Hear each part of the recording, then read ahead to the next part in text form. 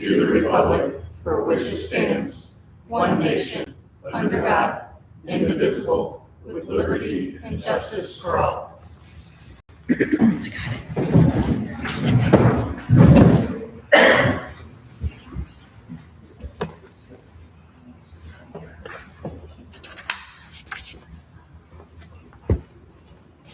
I don't have any tonight. Let's roll call Josh. Let's do a roll call. Josh here. Ken here. Greg here. Russ Here. Trevor Here. Ricky Here. Andrew Here. Renee. Present.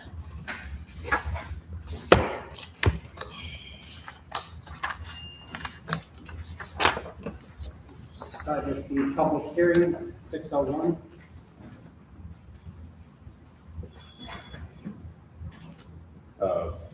If it's all right with you, Mr. President. All right, we have here a unsafe building hearing. You are sitting now as the Unsafe Building Committee, as town council, and we'll have a hearing. At this time, is there anyone from 355 North Washington that is here? I didn't think so. And we have code enforcement, John Williams. And what I'll do is swear him under oath and then have him go through the process that he's gone through. And then you can ask him any questions that you have. And then you'll have to make a decision on this as the Unsafe Building Committee. All right, John, do you swear to tell the truth, the whole truth, and nothing but the truth? All right. Can you please lay out for the town council the situation with 355 North Washington? We're at 355 North Washington Street. We began investigating on September 18, 2025. The lead owner of the property is Jennifer L. Spartan. Current address is unknown, however, we've done all of our legal proceedings with her place of employment, which is the nursing center over in Antwerp, Ohio. On September 18th, we received complaints regarding large amount of trash and so forth accumulating on the outside of the house. I then was informed by the clerk's office that the water was shut off on the house September 4, 2025. At that day, I proceeded over to the house, knocked on the door, and didn't answer, and walked outside to get a photograph outside of the property, which time I was confronted by a male white subject who later identified himself as AJ Smart. AJ asked the question why I was there. I explained to him. AJ stated that his mother had walked away from the house only to put people clothes on, and that she told him that he could stay there in the house as long as he wanted to, so that full clothes was placed before she leave. I explained to AJ that according to the local ordinance, you had to have running water and sanitation in the house, and if not, it became a sanitation issue and safety hazard, public health hazard. He stated he was aware of that, and that he got the town hall his water turned on that day. It rains, he never showed up at the town hall. I went ahead and photographed all the trays that left. October 13th, on September 2025, I checked the water still not turned on at the 25th of September. At that time, I went ahead and sent the deed owner a letter via email. Address I was able to find for, and also delivered a copy to her place of employment, along with leaving a cash copy to the front door for AJ. In that letter states that the house is to be inspected and to be targeted for violating the unsafe building ordinance 94.07 subsection T, which indicates an added water supply of public health hazard. She never responded. Myself and Dan Helm went over to the house on October 13th. He's the superintendent of town of water sewer. Dan inspected the water meter and he determined there's no water in the home. The water was still shut off at that time. On February 16th, 2026, we solicited the assistance from the Board of Health, and they were brought in to help with the investigation. On March 3rd, I served a letter issued by the county's attorney under the authority of the Board of Health. And in that letter, it was sent to Mr. Sparkman, Mrs. Sparkman. Ms. Sparkman delivered legally to that address at her house, 355 Washington Street, and also to her place of employment.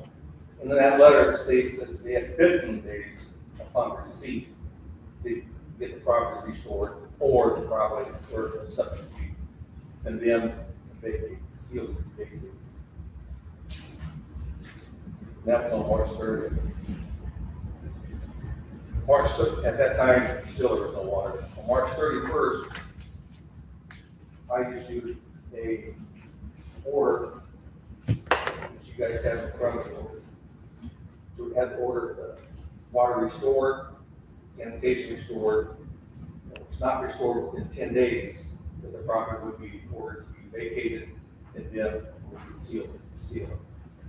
All that information was given to AJ, was also given to Spartan, her place of employment. Copy was left at home, also sent certified to her last known address. As of today, there's still no water. I issued a notice to abate for violation of nuisance ordinance for the trash off the porch. They failed to comply. I solicited the assistance from the street department. We arrived, we abated that ordinance, and we moved over 1,000 pounds of the trash at that day. AJ was there. I spoke to AJ. AJ knows this is coming. He anticipates the house will be condemned. He stated he will not cause any problem before the water once that day comes. We have to leave. Here we are tonight, and I asked the Board of Safety Committee for the order and condemn the property in order to we've done everything possible we can as a town to try to accommodate this young man, work with the family, and so forth. I've given numerous referrals to different agencies where he could get assistance to the trustee's office to help pay for the water and that turn back on at least potential. And they never made any attention. So we're kind of like back into a corner here where we're going to have to do something as a town. It's a menace to that neighborhood. As you can see in the photographs, what myself and the street department had to deal with that.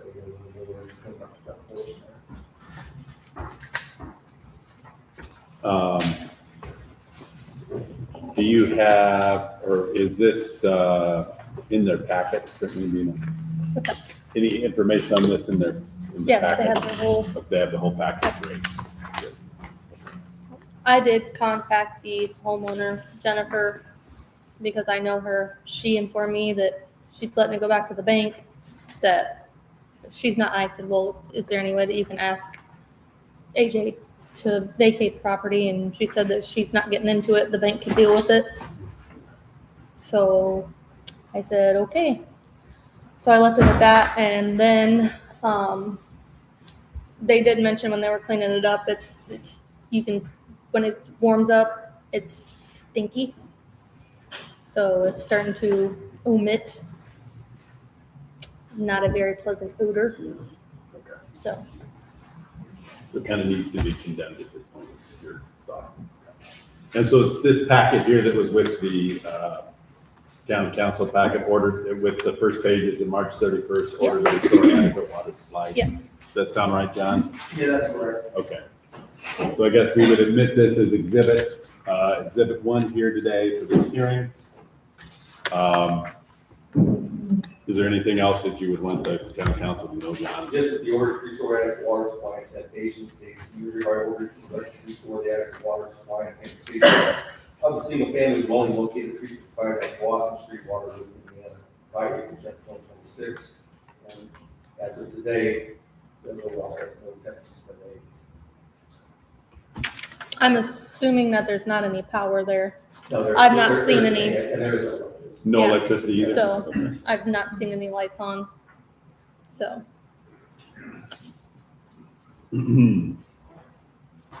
But as far as we know, he's still living there until an order would come in. And I would recommend that once if the board goes ahead and votes to have the home condemned and sealed, that I would request that the attorney petition Circuit Superior Court, they will order on top of it. Yeah. Let's get a little more teeth if you show up. Yep. We'll go from there. I agree with that thought and recommendation. And in fact, when the 15 days are up, if the Board of Health requests that I do that as county attorney, I can also, The Do that 15 days are passed. So oh, it's already Mhm. back. it's passed. Yeah. It's been passed. So I'll reach out to them, and I guess potentially it could be, if they authorize it as the Board of Health, the statute gives the county attorney the job of filing, not their attorney for the Board of Health, but the county attorney. So we can start two actions Most potentially. quickest avenue is what we need to do. Yeah. It's- Okay. Be the county attorney or. Maybe both. So, yeah. Whichever quickest one is. Okay. Well, gentlemen, it's up to you for any questions you might have of John or myself or Brittany. Anybody else here from? Is there anybody else here? Oh, or public, anyone else from the public, neighbors, someone in support of the owner, against? I believe the town marshal, he may have a little bit of insight on that property, because I believe his office may have been over there, and dealt with Mr. Sparkman since the mother abandoned the property. I don't know if he has or not, his office has. Besides the neighboring complaints about the condition of the property, the debris that's left over, the smell in the area.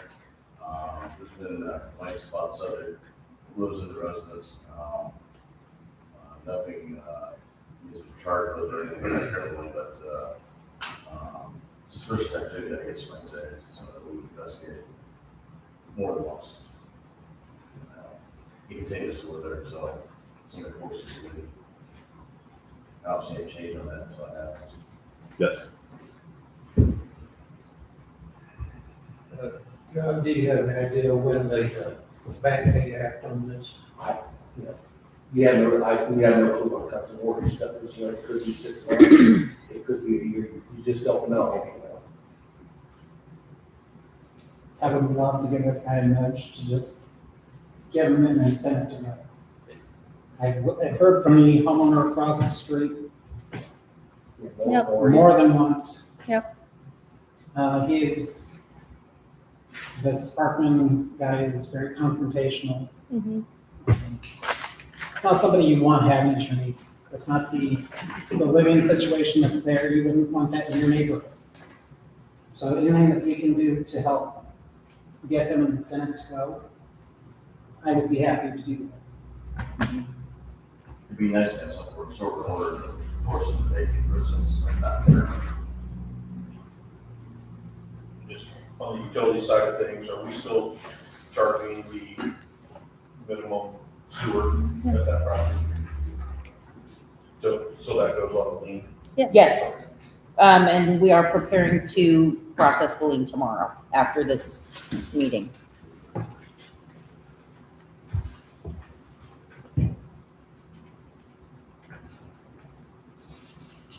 Can you leave me abatement knowing that it's going back to the bank, or do you have to give them 30 days before you lien it? Isn't it a 15, we sent him the invoice, he has 15 days to pay the invoice, and once he doesn't pay, we will process it as a lien.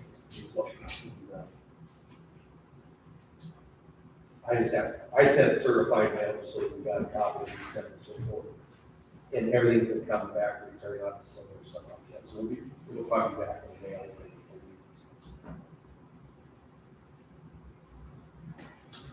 All right, so,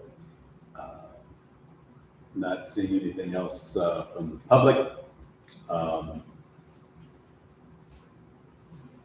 Go ahead and, I guess we close the public portion of the meeting, and then confer among yourselves as far as if someone wants to make a motion supporting or not supporting the recommendation of code enforcement. Is there a motion to support affirming the order? Closing the meeting at 6:15. I'll make a motion that we affirm the order of the code enforcement officer. Motion from Russ, is there a second? Second from Greg. And does that include the idea of also, in case it's not in here, the idea of filing a petition with the court, having the town attorney do that if necessary to assess? Okay. All in favor signify by saying aye. Aye. All opposed, same sign. All right. Thank you, John. Thank you. Very good. Thank you for trying to help the homeowner in this AJ as well. I'll You know. I'll send you everything I have to start the process. Okay, very good. Thank you. Communication from town manager. Oh.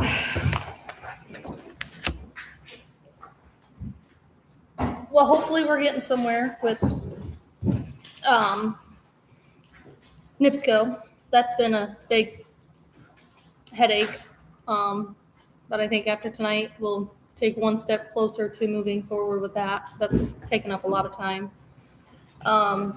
We did for Park Board, they met last Wednesday and signed their contracts so we could start working on our 5-year plan for our parks.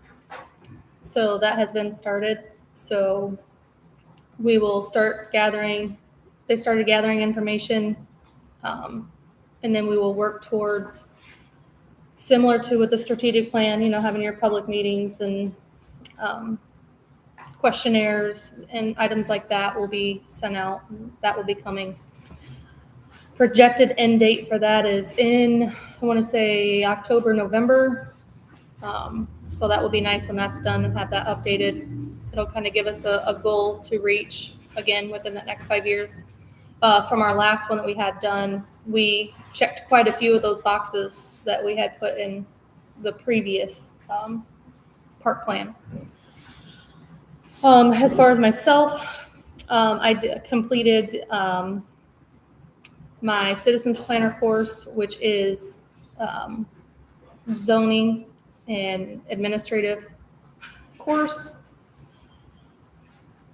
And I have 3 more months left of my CPM class, and then I will be completed with that first year of that course as well.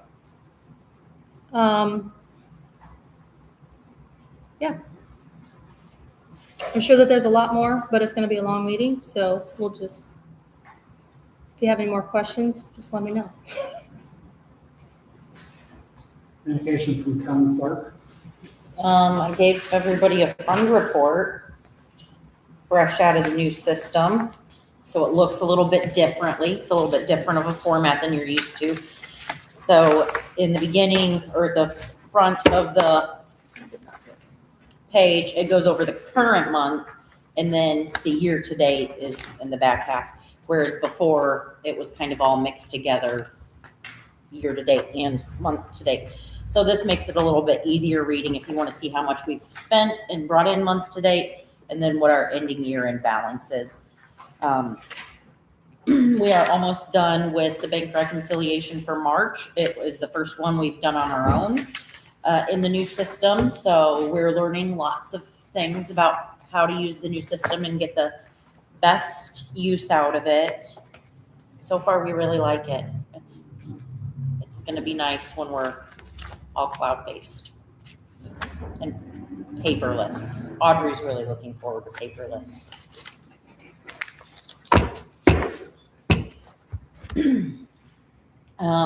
I don't think I have any other clerk communication. Nothing else is really going on, nothing due. We haven't started budget season yet, so we're kind of just laying low for the next couple months until things get crazy again. So I'm going to enjoy this calm before the storm. As far as Main Street goes, again, we are kind of in the calm before the next storm. We did finish our Easter egg hunt. We had 278 kids show up. It was an extremely wonderful turnout.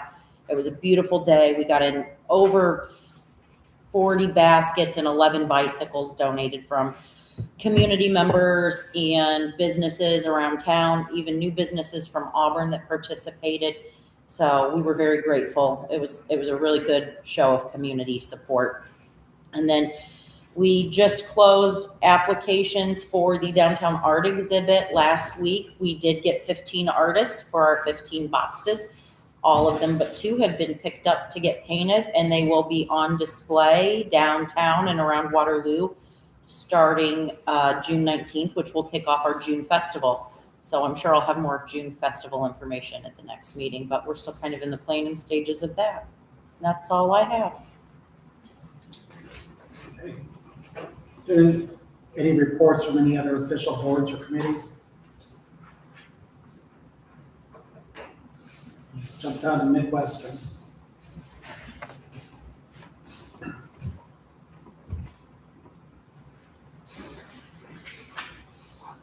Hi, good evening. Again, Andy Walton, Midwestern Engineers.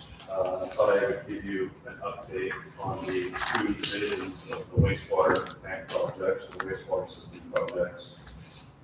Division 1 is at the wastewater plant itself. And in the last month, there's been a considerable amount of work. We've talked in the past how things kind of started off slowly, but we've ramped up and we are full force at this point. In the last 30 days, we have built the lower half of the influent lift station, so that's been a substantial effort to de-water, form, and pour concrete, the bottom 18 feet of concrete. We have completed the installation of the clarifier number 1. We have done some work at the UV disinfection structure. We've also started the process of moving the existing blowers outside of the lower building and erecting a temporary structure to keep them safe so that the lower building itself can begin its renovation. Division 2, the collection system, on the other hand, has been a little quiet. The efforts in the last 30 days have really revolved around coordinating with NITSCO to get the electric services for the US 6 lift station figured out, as well as the South William Street lift station. So we have come to an agreement with them on what that scope of work needs to be. And right now we're waiting to get feedback from them on what costs will be incurred. I don't want to look too far ahead, but it sounds like the numbers, the estimate for work at Wayne Street is actually going to go down relative to what it was previously, so that's good news. I have 3 administrative items that I would like to discuss with you today. The first is pay applications for the Division 1 contractor. That is the only pay application that we have this month. As I mentioned, API, the Division 2 contractor, did not submit an invoice, and Midwestern Engineers did not submit an invoice. We are going through an acquisition process right now and becoming CHA Engineering, and right now our accounting software is going through an upgrade. So we expect that to be complete by the next council meeting, so we'll come in with the last 2 invoices to get called out. So the invoice from James Jackson, pay application number 20, is in the amount of $413,250, and that is work for the last 30 days. The total amount of retainage that has been held to date is $385,130. Which means that the total paid to date, including this payment, will be $7,317,470, with a balance of $6,727,400. So that puts us about 53% complete by dollars. We're in that ballpark, completed as well. Materials are stored on site. If you go by the plant, you can see it's sort of a minefield of products laying around everywhere. So this we recommend that the council approve this dollar amount for James Jackson.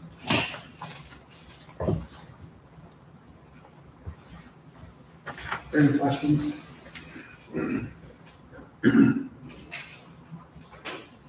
Hearing none, I'll open the floor for a motion. Make a motion that we approve the $413,250 to James S. Jackson invoice. Motion from Trevor, is there a second? I'll second. Second from Russ. All in favor signify by saying aye. Aye. All opposed, same sign. I don't have a form for you to sign. We did not get the withdrawal forms from rural development in time for this meeting, so I will bring those forms to you separately to something. She's gonna send those to me as soon as we get information back from Mark. They did send requests to Mark. I had a conversation with Alex after our meeting today. So once Mark gets that information to her, we'll go from there on those. Okay. I can let you know that it's a pretty good likelihood that the extension is going to be denied for that project. But if NIPSCO continues to play the delay game, we can reapply for an extension because of NIPSCO delaying that project. Okay. And that would probably be more justifiable reason for an extension on that project due to the fact that it is completely out of anyone's control. So that's something that we may need to consider discussing soon. Okay. But that was a conversation that I had after our meeting. So, but yeah, as soon as I get those from her, I will get them on a letterhead, get them to you guys. We may need to have a meeting before next month to try to get some of this done and signed and taken care of. But once it comes in, we'll know more. That's a good segue to the second item I'd like to talk about, which is NIPSCO. We do have a contract in place and ready for signature for temporary work at the treatment plant to move the existing service out of the way so that we can begin construction of the Headworks facility as well as the wet weather treatment facility. It is the critical path to the job. There's just no other way around it. It has to be moved. We can't hold up progress until that occurs. So one of the sticking points has been the amount of money that they want to charge for that service. We have since gone back and clarified that the additional revenue brought by the power that would be at the plant in its completed state should apply to this work now early on in this temporary phase, and they agreed. So they reassessed, and so there would be no charge for this work, which previously it was $16,000 and change. So the contract that they'll enter into will be for $0, and I believe that it's written. They do have the contracts. They've been provided the contracts. I believe Andrew has reviewed them. And I'm fine. I'm glad to see that they reduced the dollar amount requested. This is something that we found out that on Wayne Street, they were trying to add some incurred costs from a third party. So they wanted to put that on the poles that were going to be installed and on our dime. So if that's the case, technically our ordinance, we have a resolution that states we are a underground utility burial community district. So if they want to charge us for the poles and they want to charge on our dime for third parties to be put on there, then I will just come back with, you have to bore it and it has to go underground. So we're waiting to see what they come back with on that as to what our reply to them will be. So there's been a lot of back and forth. And we have just kind of a group that includes Dan and Brittany and the Western engineers and contractors. We've set up meetings kind of outside of our normal construction progress meetings weekly so that we can continue to stay on top of these matters. So Brittany, of the three contracts we have, which one are we looking at? So the one that we have so we need to look at all of them. They all need to be done. Best Street is probably going to be the most important one right now that needs to be signed and done because they have already the conduit in the ground, so that way they can give the temporary locate. So that's going to be like our number one, needs to be done like tonight.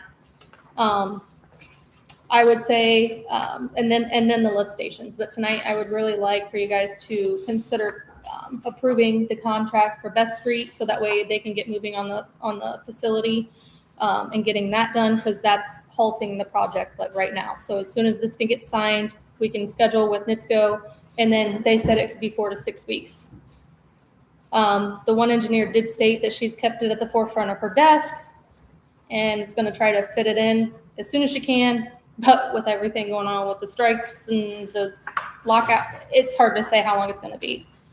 I don't have a problem with the other two contracts at all, especially the Union Street, because again, that's at $0, but it's going to be up to, Both the Union Street and the Wayne Street are back under review.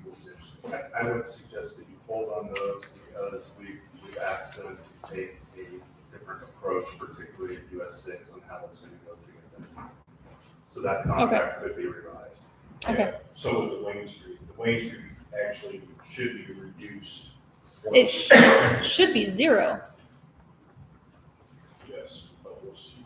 And like I said, if they want But- to charge but us for those the two pole are- and, Those two are currently back in their court. Okay. To get back with us. so yes, Best Street's going to be pretty important tonight.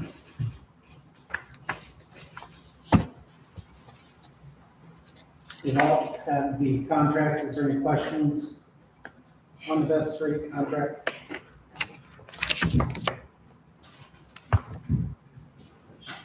The price is right. Absolutely. And I did tell them in their meeting that I was getting frustrated with NIPSCO. I reached out to some of my contacts at NIPSCO, and then I also had forwarded all of the information from the beginning of this project where they stated that it was going to be 0 cost and, this was what was going to be bid, and then informed Andrew of their response of, well, that's only good for, 30 days or 60 days? It was some small number. I'm like, you can't bid a large project that's projected to take 2 to 3 years. Then I reached out to someone in Yeah. NIPSCO, I think, and I So- don't know if that helped or not, but they did change their Yeah. tune a little bit later. So we'll just see where it goes. Any questions? Hearing none, I'll open the floor for a motion. I make a motion that we approve the NIPSCO contract, the 140 South Best Street, with relocation. Motion from Russ, is there a second? I'll second. Second from Trevor. All in favor signify by saying aye. Aye. All opposed, same sign.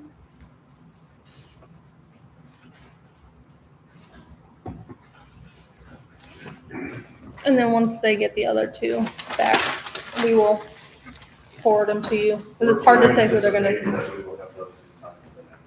well, they said that it should have been like before today, but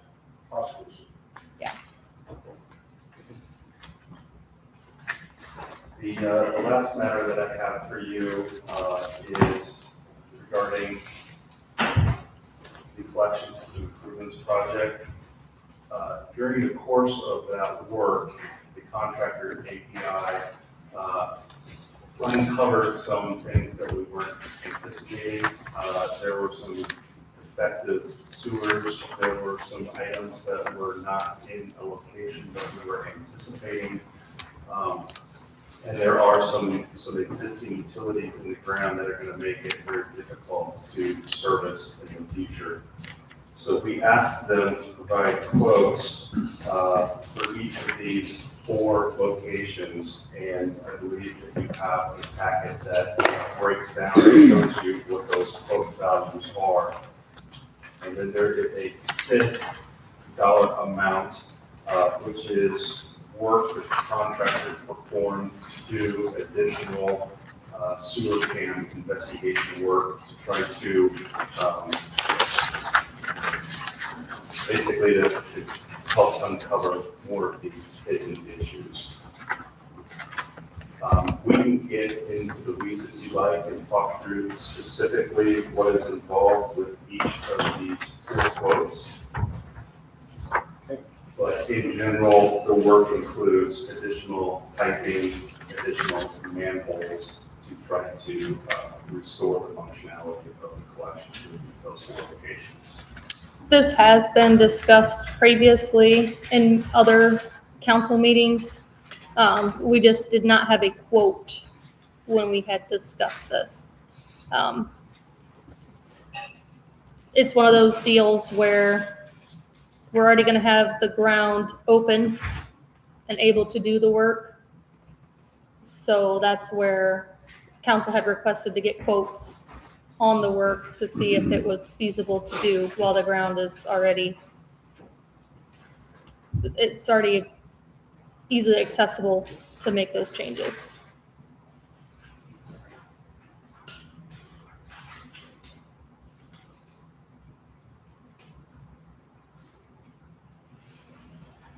Is this coming out of, would it be coming out of our reserves for this project, or? Is this gonna be part of contingency? I don't remember. I thought that's what we had discussed, that it was gonna be a part of, come out of the contingency portion of this project. So this is a unit price contract. So every length of pipe, every item that is installed, every manhole that is installed is quantified, and there is a price per unit. We have been able to consolidate quite a bit over the course of this project, and we've been able to remove upwards of 20 manholes from the job, so we can save that unit price times 20 back out. So I don't want to call this horse trading, but essentially we have taken money out of the budget, and these are legitimate. In my opinion, these are necessary effort items to kind of restore the functionality of some sewers that we've uncovered during this project. So this is money coming back into the project. Do you believe these quotes to be in line with what they should be as far as pricing is concerned? Yeah, we have gone through and done a takeoff for each of these things, and it is our opinion that Western Engineers' opinion this cost is reasonable for what involved. And when we had originally discussed this, Mark went through and made sure that, so he explained to me that what was quoted as prices for certain items, that's the price that this would have to be paid at, right? So even if the cost of something did go up, when the project was originally bid, it was bid at $5.96 per whatever, right? They can't say, well, now because it wasn't a part of the project, I'm gonna charge you $8. They have to honor the $5.96 or whatever the cost of the material would be. So because of our current contract that we have with the project being bid, that's what this scope of work was quoted at.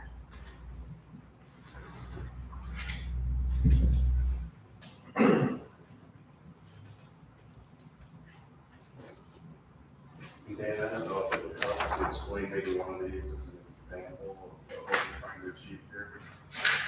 The very first one, quote one, is where we installed, MPI installed a manhole at the intersection of Marion and Best, where it originally called for 2 manholes. Once we dug down, saw how it was making the turn, we saved the manhole there by only having to insert one. But then there was another one in the project, which is in this quote. Well, actually, it's not in the quote, but it's leading up to it. The manhole is supposed to be placed on the south end of this line, where the dead ends, possibly, we don't know, because we've never been able to access it. So the manhole is going there in place of the Best, we gain access. Well, then trying to locate where the end of the pipe was, we found through camera work that it goes from 6-inch clay, which is in very bad shape, to 4-inch clay, which we can't even get a camera. So at that point, we weren't even at the end of where we needed to set the next manhole. So that's why this one is important, and the cost associated with it is because it is so close to the edge of the roadway, we're gonna have to use special backfill, because they'll probably end up losing a little bit of road in the process of doing it. And so that's why that cost is so much higher just for a block of sewer, not even really a block, but I kind of questioned that amount too until I saw what all of it about. But that one will give us access then, whatever does remain up there at the end, if it continues on, or whatever, at least we have an access point there.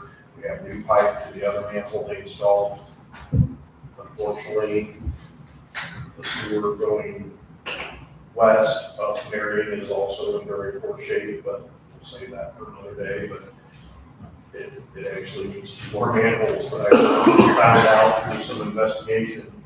It needs 2 manholes installed too, but like I was saying earlier in the meeting, I don't want to keep, I mean, we'll try and save up for those I have a budget for them, so, that's an example of one of them that we found. The rest of them kind of fall in line, a little less expensive, it's just either taking out 4-inch pipe that we cannot get a camera system up, and it allows us better access and to each of the lines. A lot of it makes it difficult, so the way that they would go through and clean them and maintain them with this size of pipe, they can't get any type of equipment down those lines to clean or try to maintain. The smallest size that we would install if it were new would be 8 8 inch. 8 inch gives you the ability to not only clean, jet clean, but also put a camera down the drain. The problem that you have with a 6 inch is that you've limited the size of the equipment that you can put down the drain. 4 inch even more so. But the real challenge is when you have a pipe that has a 6x4 transition and it's not at a manhole, it's virtually impossible to work with.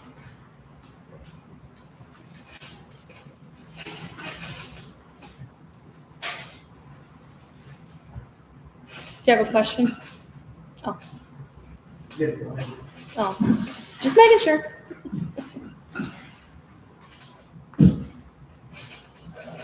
Council, is there any other questions? Open the floor for a motion. Make a motion that we approve all of API's quotes, all the way down to quote number 4, including quote 5 and 30 completed.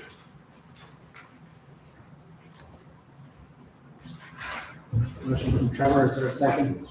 Second from Ken. All in favor signify by saying aye. Aye. All opposed, same sign.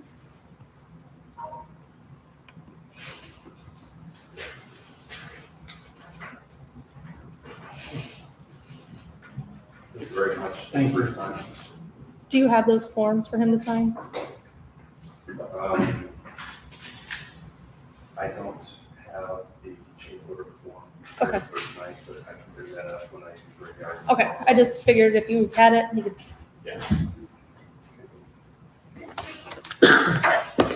Country Village Lift Station.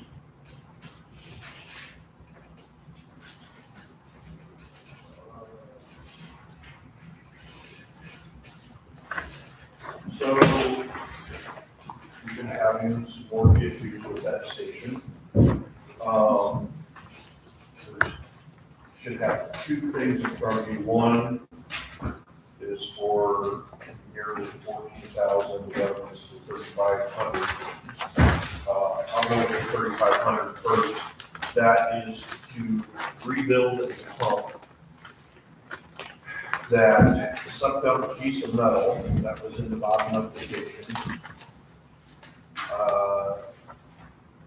We don't know how it got there.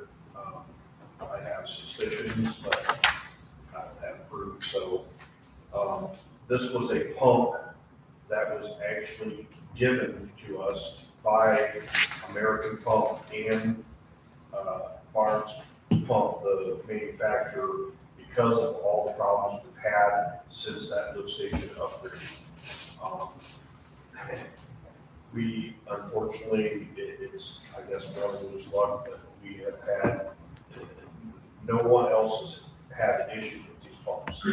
That's why we agreed, or I wanted to get them installed, is because they are one of the best pumps out there.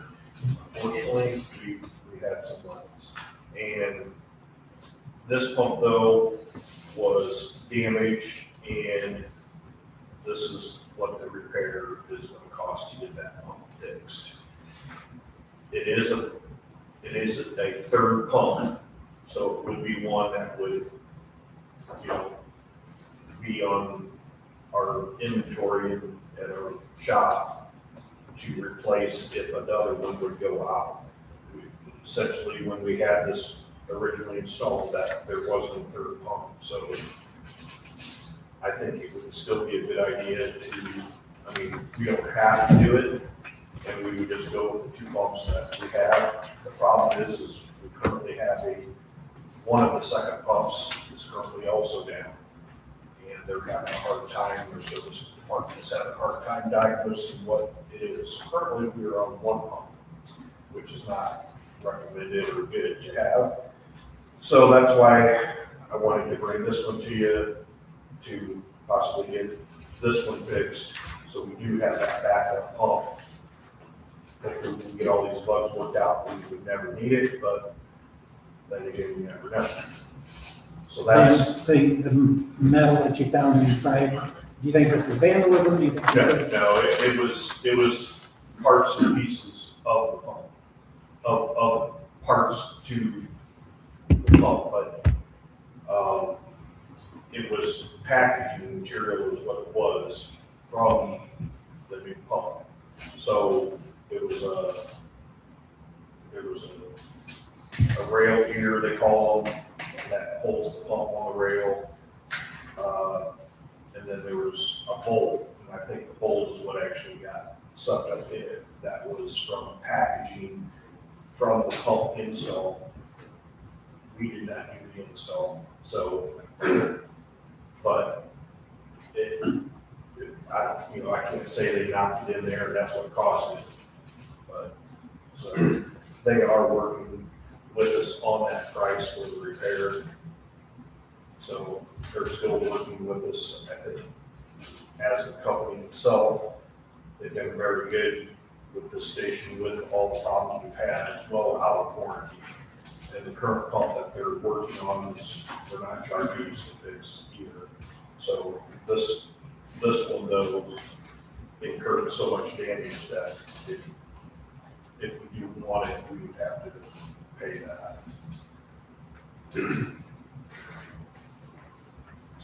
And while diagnosing the issues at that station, when we upgraded that station, we did not do anything to the existing valve vault behind the wet well where the pumps are.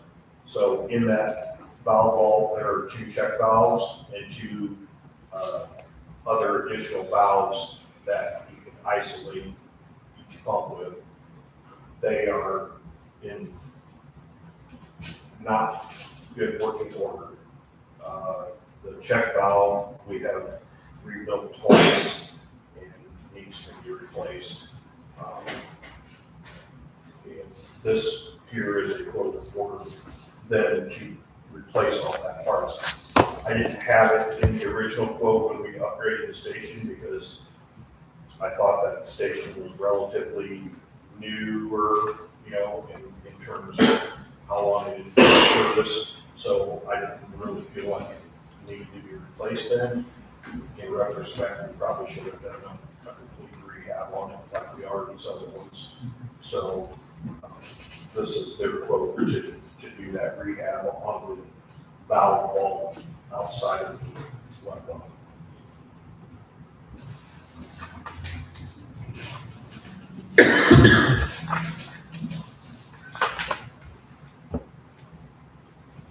I know you know where you're talking about. I just want to point out the quote has Country Meadows valve vault. I saw that.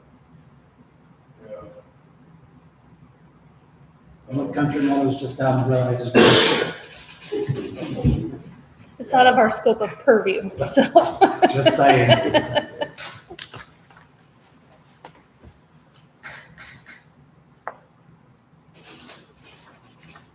can have that changed now.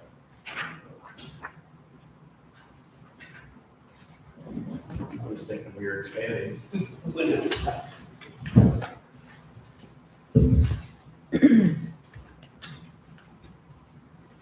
So I believe I talked to Renee, and you have money budgeted Yes. for Lift station repair. station repair.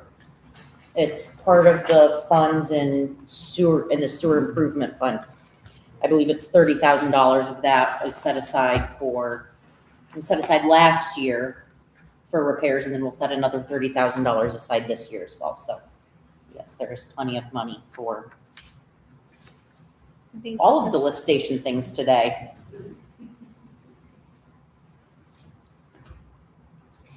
Any questions? Welcome forward for a motion. I'll make a motion that we approve the quote 13,955 for replacing the, repairing the pump, the total $3,500 invoice for the labor and testing. Motion from Russ, is there a second? I'll second. Second from Trevor. All in favor, signify by saying aye. All opposed, same sign.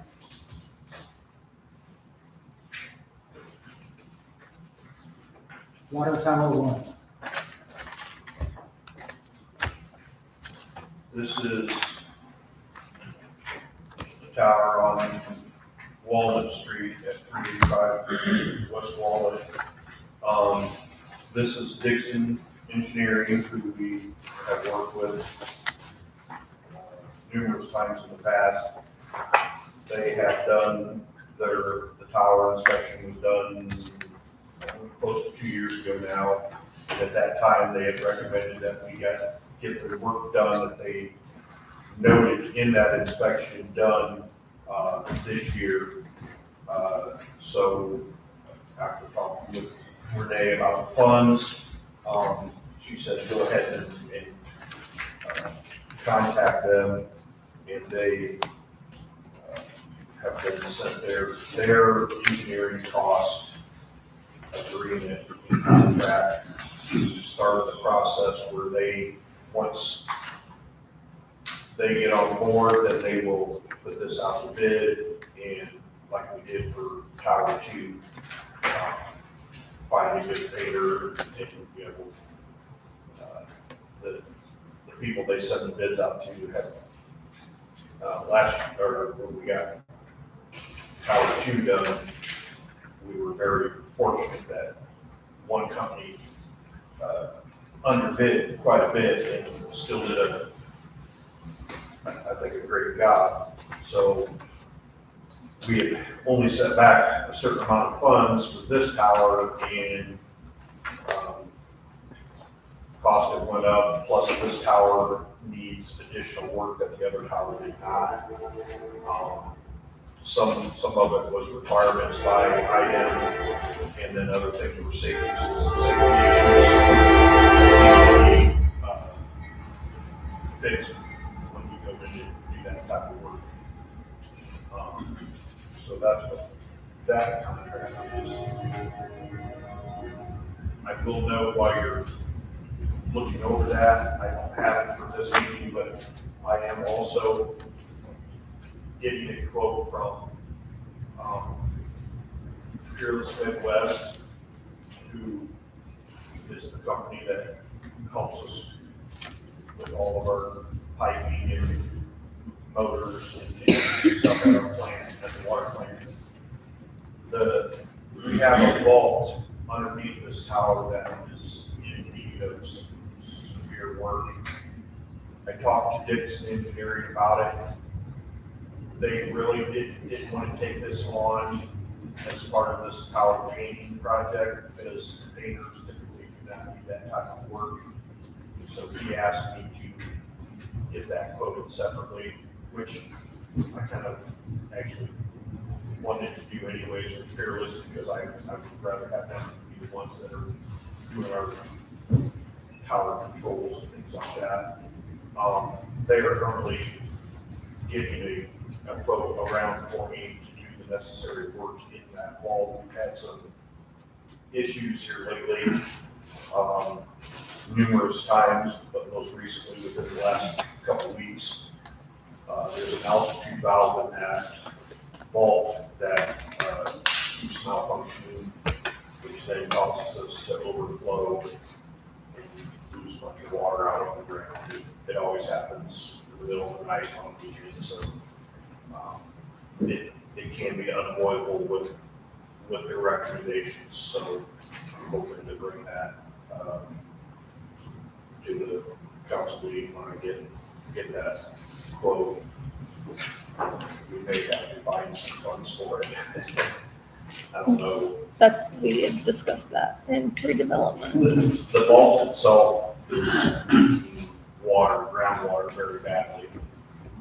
That I think is part of the minimal part of the fixing problem. It's the electrical that is currently in there, and then the valve upgrade that Peerless will do is where most of the cost is going to be. But I just wanted to make sure you're aware of that as well. That the best time to get that work done is while we have this tower down for paint. It would be empty and it would coincide to get that work done at the same time. And it would be a lot easier because then you don't have the pressure on that valve, from my Correct. understanding. Like the way that the valve's set up now, it won't completely shut down. So the best time to do it is while the tower is shut down, so you don't have to fight with that whole battle itself, so. Can you confirm how much you have saved? We have $200,000 saved for the water tower, and that is also in the sewer improvement funds. And so, I met with redevelopment at their last meeting, Right. and they've agreed to help fund the gap. I think the number I threw out at the meeting was 90 to 100,000. So, And that was to help with cover the cost of the Cover water your tower vault. and the vault.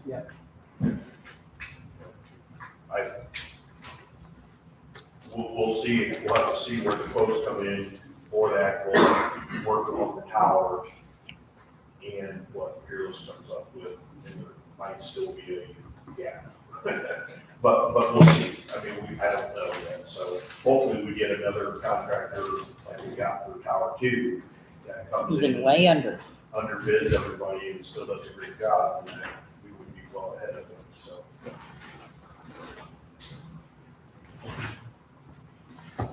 council, have any questions on the agreement in front of us? And are they still going to put a mixer in this? Yes, that is included in their engineer's estimate of that 285. Yeah, it was something like that, 285, yeah. Yes, that is something I requested. I think it's been beneficial for Tower 2. We did have that one go bad already, but it was covered under warranty, so I think it does a good job of keeping the towers from freezing, for one, which when towers freeze, they do damage inside. All the rails, the ladders, and all that get damaged by the ice, so if we can prevent that, I think that's a cost savings there, so, but yes, it is included.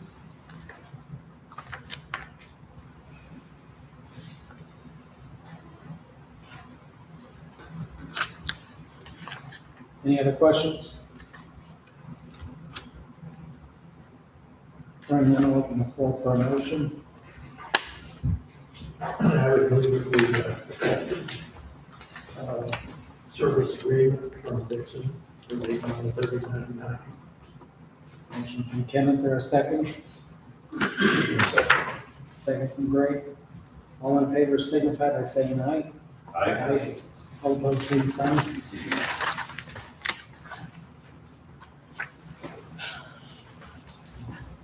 Bobcat Trader.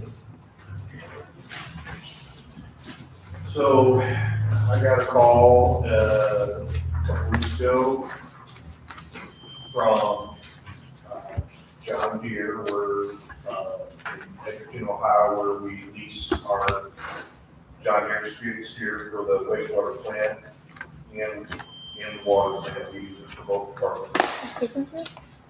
And he asked me over the phone about not getting a trade-in this year. And I questioned why, and he said that This one, it's both. True Land This was one bought does out to No, Dave's isn't in here, uh, but it's was not. not going to honor the existing contract that we had for the But this is municipal trading program, As on file as the contract. in that he had grandfathered me in last year And this year, his bosses had said that they were not going to allow him to do that, and that we would have to stay with our machine.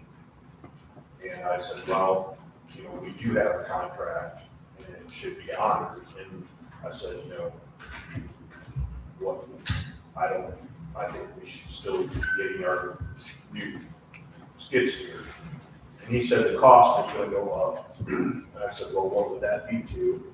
And he said $15,000 a year, which I thought was ridiculous. I think it's to a point where they want to quit the municipal trade program, and they don't want to offer it anymore, so they can completely unreasonable to do it. So, with that being said, I got on a phone called Bobcat. One reason I want to go back to Bobcat, besides the lease program, is the equipment that currently the street department has for their Bobcat. Only one attachment of the things they own will work on the John Deere because of the manufacturer of the plate.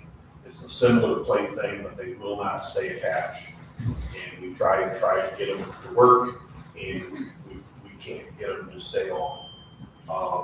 So going back to a Bobcat, I think would be the best thing to do for the town, because we would be able to utilize all the attachments that the town owns in all the departments, because everything that Dave has is Bobcat.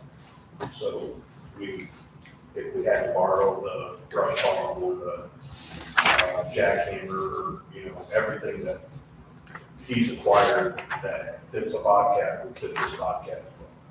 So that's why I'm asking to go back to a Bobcat. We originally had a Bobcat that we traded in for the John Deere because they offered the lease program. And now Bobcat offers the program for track skid steers, so that's why I'm asking for it. Did you? I think it was put that 37. Amended? Can I see your amended one? Because now I'm, It's on the top. It didn't include. yeah, this is the right one. I kept the other one on there as well because it included the actual lease contract. This one, not this one. Correct. Yeah, the first one we got was like the letter, Typed. and it was 14,000, but he needed bigger tracks. So this is the The one on the letterhead is actually the right one, The the right one. updated one. The tracks we use on our current skid steer is 16 inches, which runs on our grind bed cement area. And the ones that we had quoted originally were only 12-inch tracks.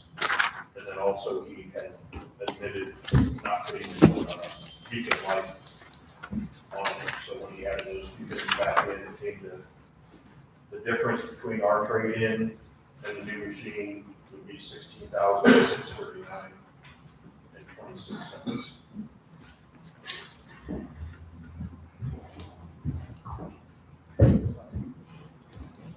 So I'm sorry, are we going back to a trade program with Bobcat, is that what you're saying? This is In the last updated, agreement, it said 3,500 annually, 3,580. and everything on that we didn't do. Quote, get a new piece.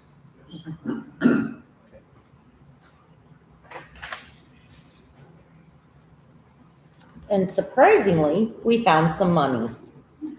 I can't find my fund report though. So when we met with Baker Tilly, we had asked them about this mystery fund that we have money in. We had it's $50,000. It appears somewhere.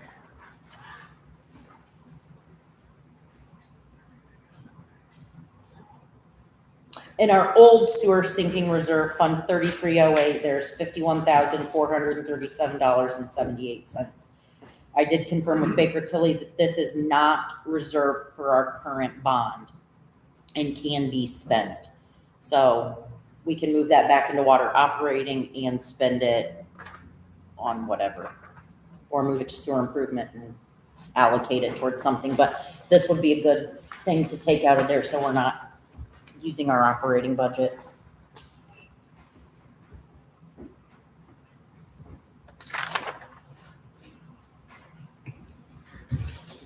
Are there any other questions? Can we keep this one for him to sign? I should have a TV signboard. Hearing none, open the floor on the motion. Employees. I'll make a motion that we approve the quote for Bobcat for $16,639.26. Motion from Russ, is there a second? Second. Second from Trevor. All in favor signify by saying aye. Aye. All opposed, same sign. Missions, communications listed. So we're having issues at one of the three, after our improvement of US 6 and Wayne Street, there will be 3 lift stations that will still need rehab at some time, one sooner than later, but those 3 stations will still be on SCADA, and Walnut Street is one of them, and we've been having communication issues with that one. And SCADA, the company, has not been very communicative with me. I've asked for prices for repairs, and they will not get back to me. They're very reluctant to help at all, to be honest. I don't know if we have very little business with them anymore, so I don't know if they just feel like we're too small to deal with, but in the original scope of work, when we talked about our wastewater project, there was talk of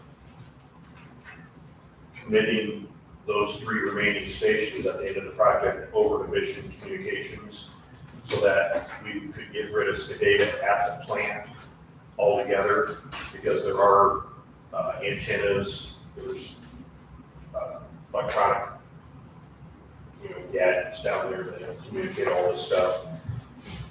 If we were to not upgrade these remaining stations, we would have to keep that in place down there for 3 lift stations, because everything at the plant is going over to the new SCADA or Missions.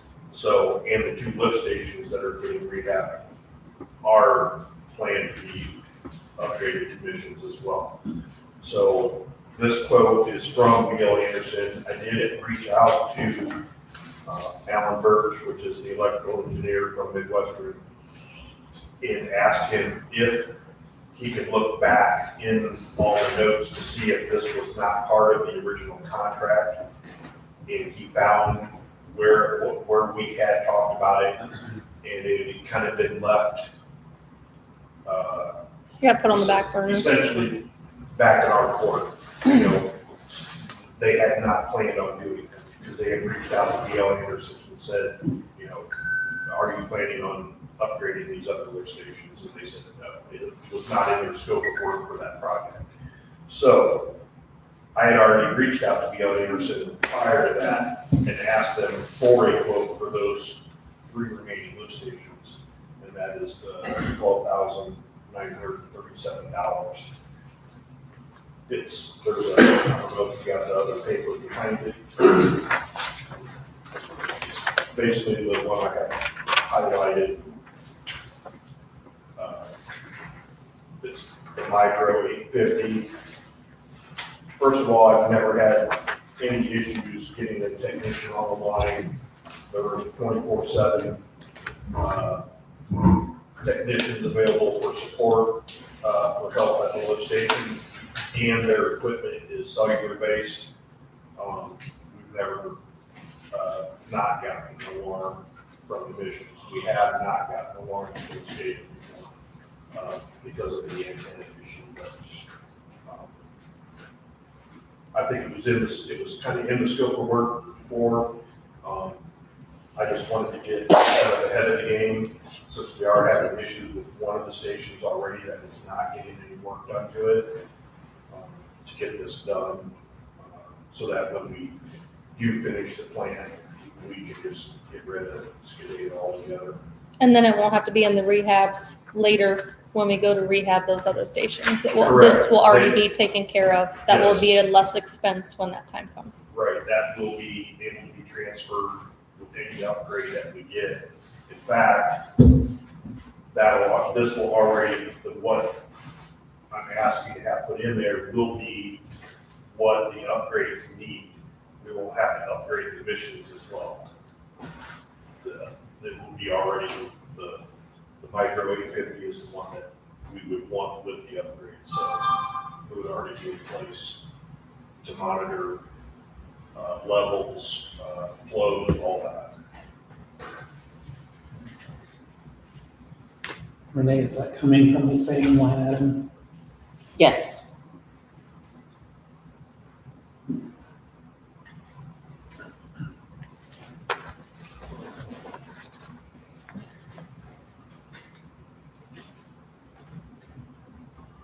Council, is there any other questions?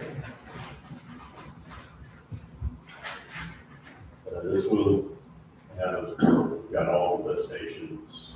All the lift tied stations, together, all the same system. yeah, Mhm. all, and I asked the electrical engineer, and then the communications part of it, the telemetry part of it, that's gonna be working down the plant. It will all be able to be integrated, so all the lift stations, since they will all be missions, will all be able to be integrated with the plant SCADA as well, so that we can monitor the lift stations both at the office, on our phones, hit the alarms. Yes, it will make it to where all 9 lift stations are on one SCADA.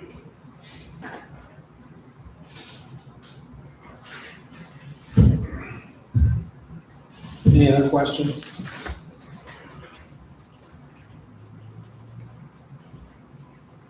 Hearing none, I'll open the floor for a motion. I'll make a motion that we approve Beal Anderson quotes for $12,937.20. Motion from Russ, is there a second? I'll second. Second from Trevor. All in favor, signify by saying aye. All opposed, same sign. Thank you. Seasonal employees. We had 2 guys resign last year, so it's time to do applications again for the cemetery and some of our parks in town. So Brittany and Greg and I performed interviews with some locals. We have Jeff on this side, Drew on this side. Both live in town and looking for part-time work. We're both retired. We put out pretty good interviews and said they live in town. I think you had experience in the cemetery, right? I can't remember. One of them had both cemeteries before. So we thought they were both good candidates for the job, so I'm just here to ask if you'll hire them. We've already done the background checks, everything went great. Actually, I spoke with Jay. Jay had good things to say about the applicants. We don't have any issues there. They're just, I think the longest part of this whole process was wait for this council meeting so that way they could get to work. Right, Troy? Jeff?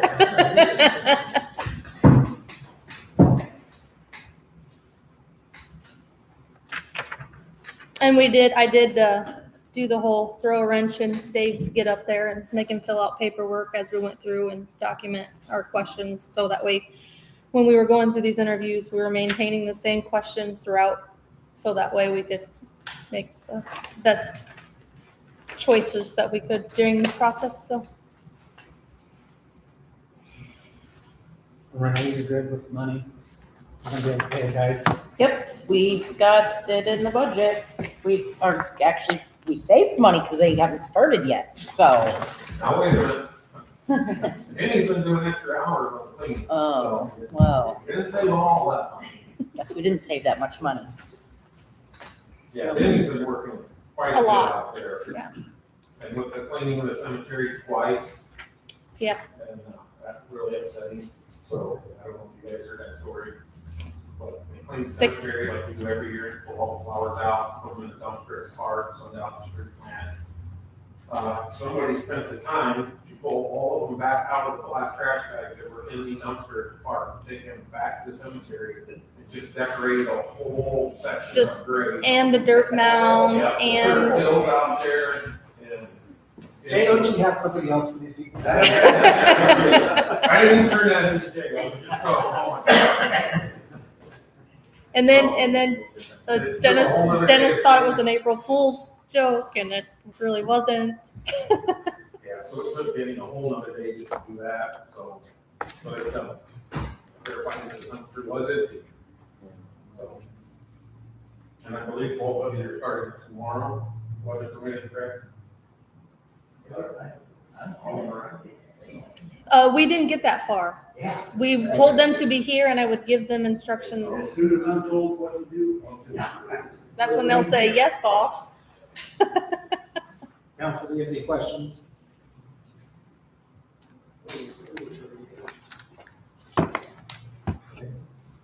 Would entertain a motion? Motion up there, both. Motion from Greg, is there a second? Second from Kim, all in favor, signify by saying aye. Okay, good. Start tomorrow. All opposed, same sign. See you tomorrow, gentlemen. You'll have to stop up at town hall, make sure you have your ID and social security card. Never. That's up to that gentleman right there.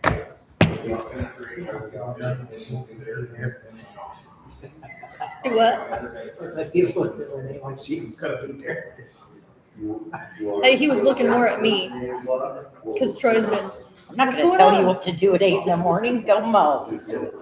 Shoot, she tried to get me there at 9 AM on the wrong day for a park board meeting. I almost got karate chopped.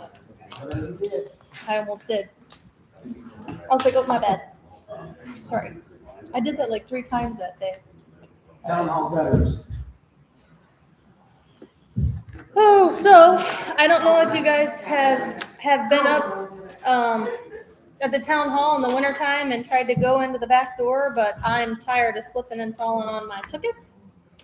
The gutters that were put on that building when it was built are not big enough to withstand that much snow melting or rainfall, so a lot of it will come to the corner, right there where you go in the back door, and it overflows and it falls on the ground and it freezes, and when it's covered with snow, you hit it and you fall down and go boom. I did it twice. So, I asked Dave to reach out to people to get quotes. He did reach out to several people. A lot of people don't, I'm looking for my note, quote, they don't do the commercial size gutters. So he didn't have luck there. And then there were the ones that said that they did do commercial size gutters, but never responded to him. So the quote that he was given for the Classic City gutter is the only quote we were able to get.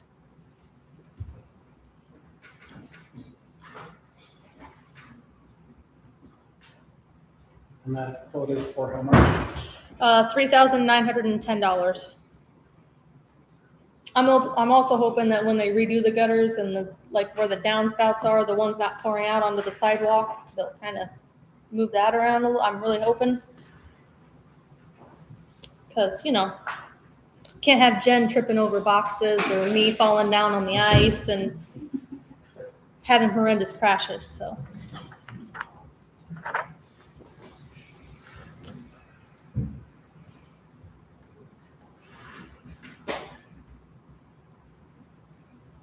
Renee, what do we pay for? Well, I was feeling good about CCD. I printed this thing out today and I was like, wow, that's a lot of money in CCD. Let's spend it. So that's where I'm feeling good about. I can tell you that my knees and my hip would really appreciate it. Can we spend money on cameras instead? It would be entertaining. 'Cause- okay, so There let me are cameras there, Yes. so we can pull the footage Let me- up to 'cause- 999 days ago. She's the one that has access to it. The one day, Does. the one day I stood up and then fell like 2 more times. So it was literally like what you see on a cartoon, like one of these deals, and my stuff went everywhere. Yeah, it was a great time. See, it's too dangerous to come in at 8 in the morning. So no, I go in Oh my and gosh. yeah, test the Yes. waters. Saving you from liability. That was 7 in the morning. See, that's even earlier. More dangerous.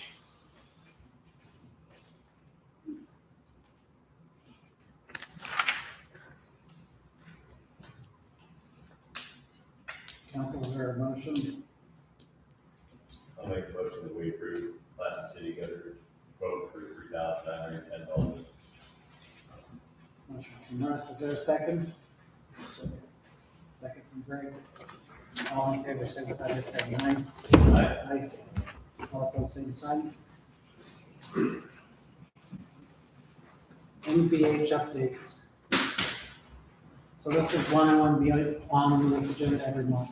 I want to hear what's going on with our streets, our street lights, our street signs, where we're at, where we're going. Yep. Our aid pickup.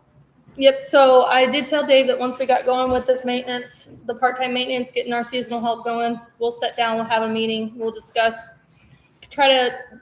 we can't have like an exact day, right? Because it's all weather permitting, but we did agree that we could figure out where there would be 1 week in a month consistently where they would do their best to get the leaves and sticks picked up, and he's gonna help me come up with a start time and an end time, right? But it's all gonna be weather permitting. So we are going to work on that now that we have some more seasonal help hired and get that going.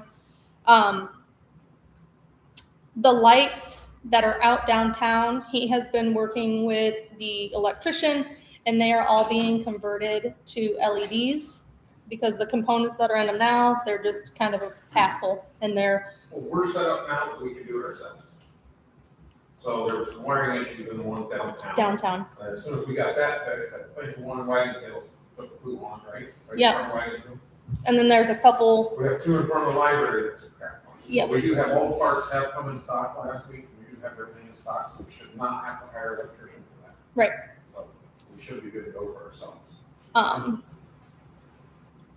And then as far as the light pole that is in Country Village, so when they set those light poles, they literally just stuck the whole, there's not like a base to it, like you would think. It's literally just put down into the ground, the pole itself, and that's what happened is that it just sheared off right at the ground because it was just the pole in the ground.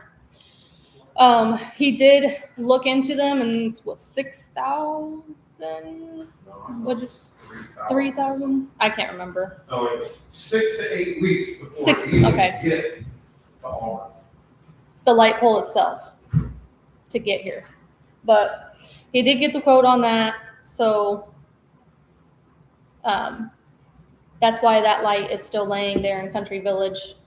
Can we move it before some kid that is bored comes through there and kicks the glass and busts it? Yes.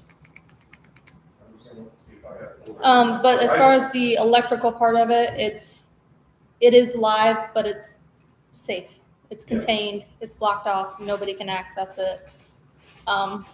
So we did make sure that when we were notified that the light pole had been down.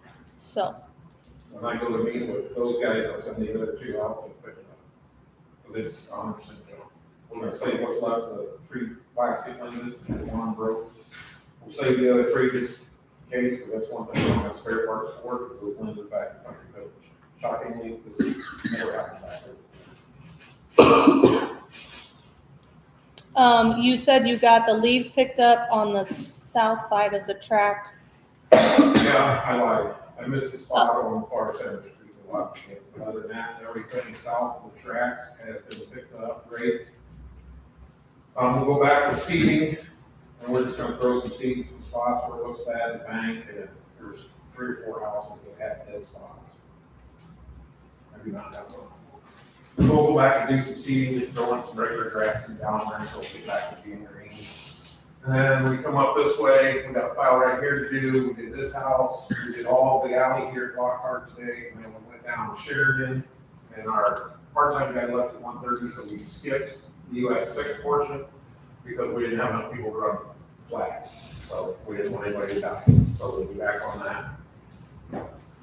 Weather permitting tomorrow, and if it is raining tomorrow, we'll be, 2 of us will at least be in here. Fixing that light that keeps flickering. It has not done that since my last meeting. It was doing it earlier. I seen it. So we identified a place in town that we can take leaves to hold, like any chance that winter starts early. So with our construction that we have going on down there, there's not really a place to put anything right now. We put in Renee's spot, and she's not there to use it. At the town hall, You know, I get there at Anywhere like other than 10. neighbor's yards, right? In my reaching out, because Auburn was closed, so then we was gonna switch and try to go to Ashley. Brittany walks through the door and says Ashley is closed. because so where their compost is where they're upgrading their treatment facilities. So that project started, so that nixed that one. So I got with Chris Albright, he rushed 2 guys out, made a spot for us. We took 11 or 12 loads out there, it rained all that night and the next day, and we haven't been able to get back into that spot. So now we are dumping on Jim Dunn's property. So 6 are going to their normal dump spot, and the leaves are going on Jim Dunn's property.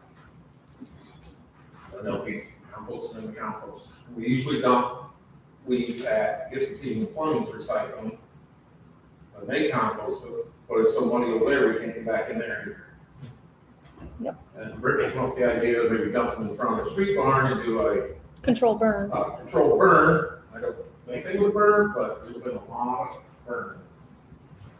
So luckily, once we got somewhere to actually put this stuff on the ground, I know. we've been going every time we've been able to get out. He's So running out of options. hopefully weather permitting, it'll be done completely this week. It's either that or If you see piles over there, we just add it in. I see them when I come in. And that's leaf band 6.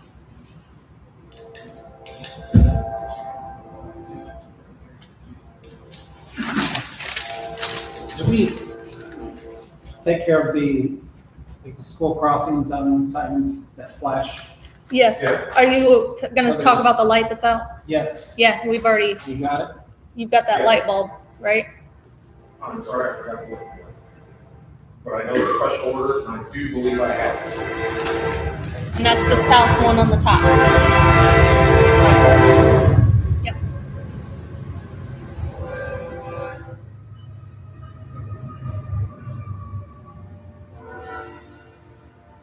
Cleaning service for the park.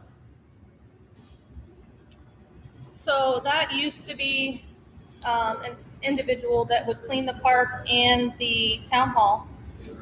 He got paid $25 every time he cleaned the park. What we did with so at the beginning of the year, that was actually taken out of the budget That is not For- correct. for cleaning the town hall. Okay. I wasn't finished. Cleaning the town hall was taken out of the budget.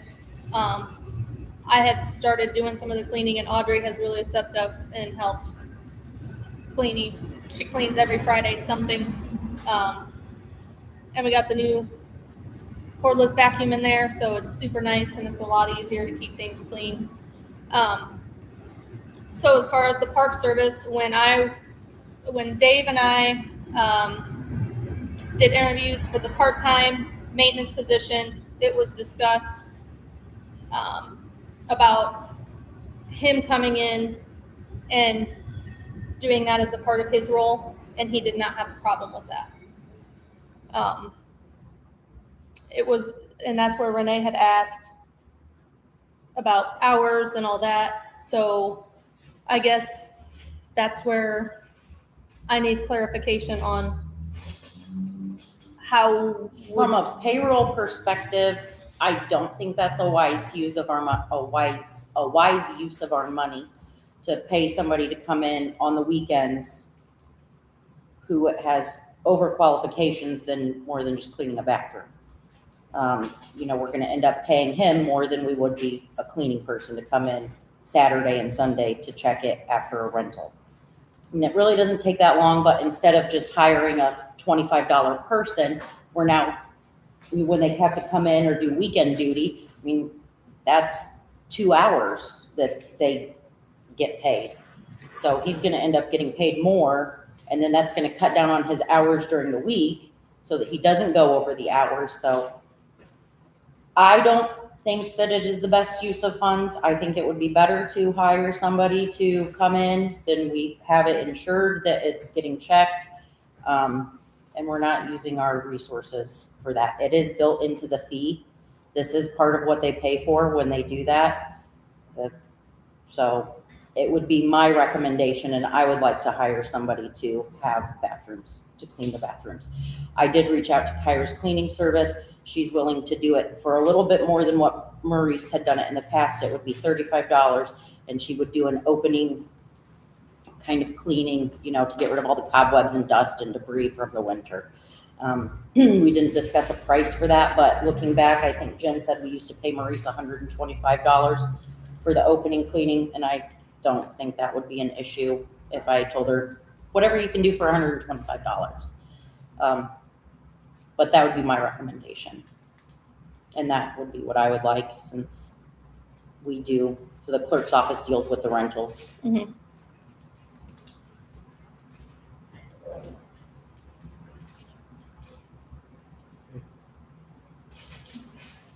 Is there any questions?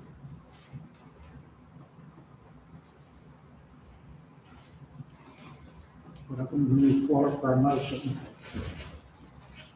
We have a motion to hire someone to do that. Was Kyra's good at $35 a cleaning? Yes. Motion from Greg, is there a second? I'll second. Second from Russ. All in favor signify by saying aye. Aye. All opposed, same sign. So did he just do the bathroom? He didn't clean up the park itself at all? Make sure nothing was picked up. Not that I'm aware of. He didn't Cause I thought he did. clean the whole park. No. He just Okay. did the bathrooms. He We just, usually do a sweep on Mondays, they have a trash pickup. Okay. And then the crew that comes up on Thursday to mow the does park. it again, but Okay. you can't tell by the next day what it is. Okay, yeah, I was just asking for my understanding. That's why I was asking. Okay.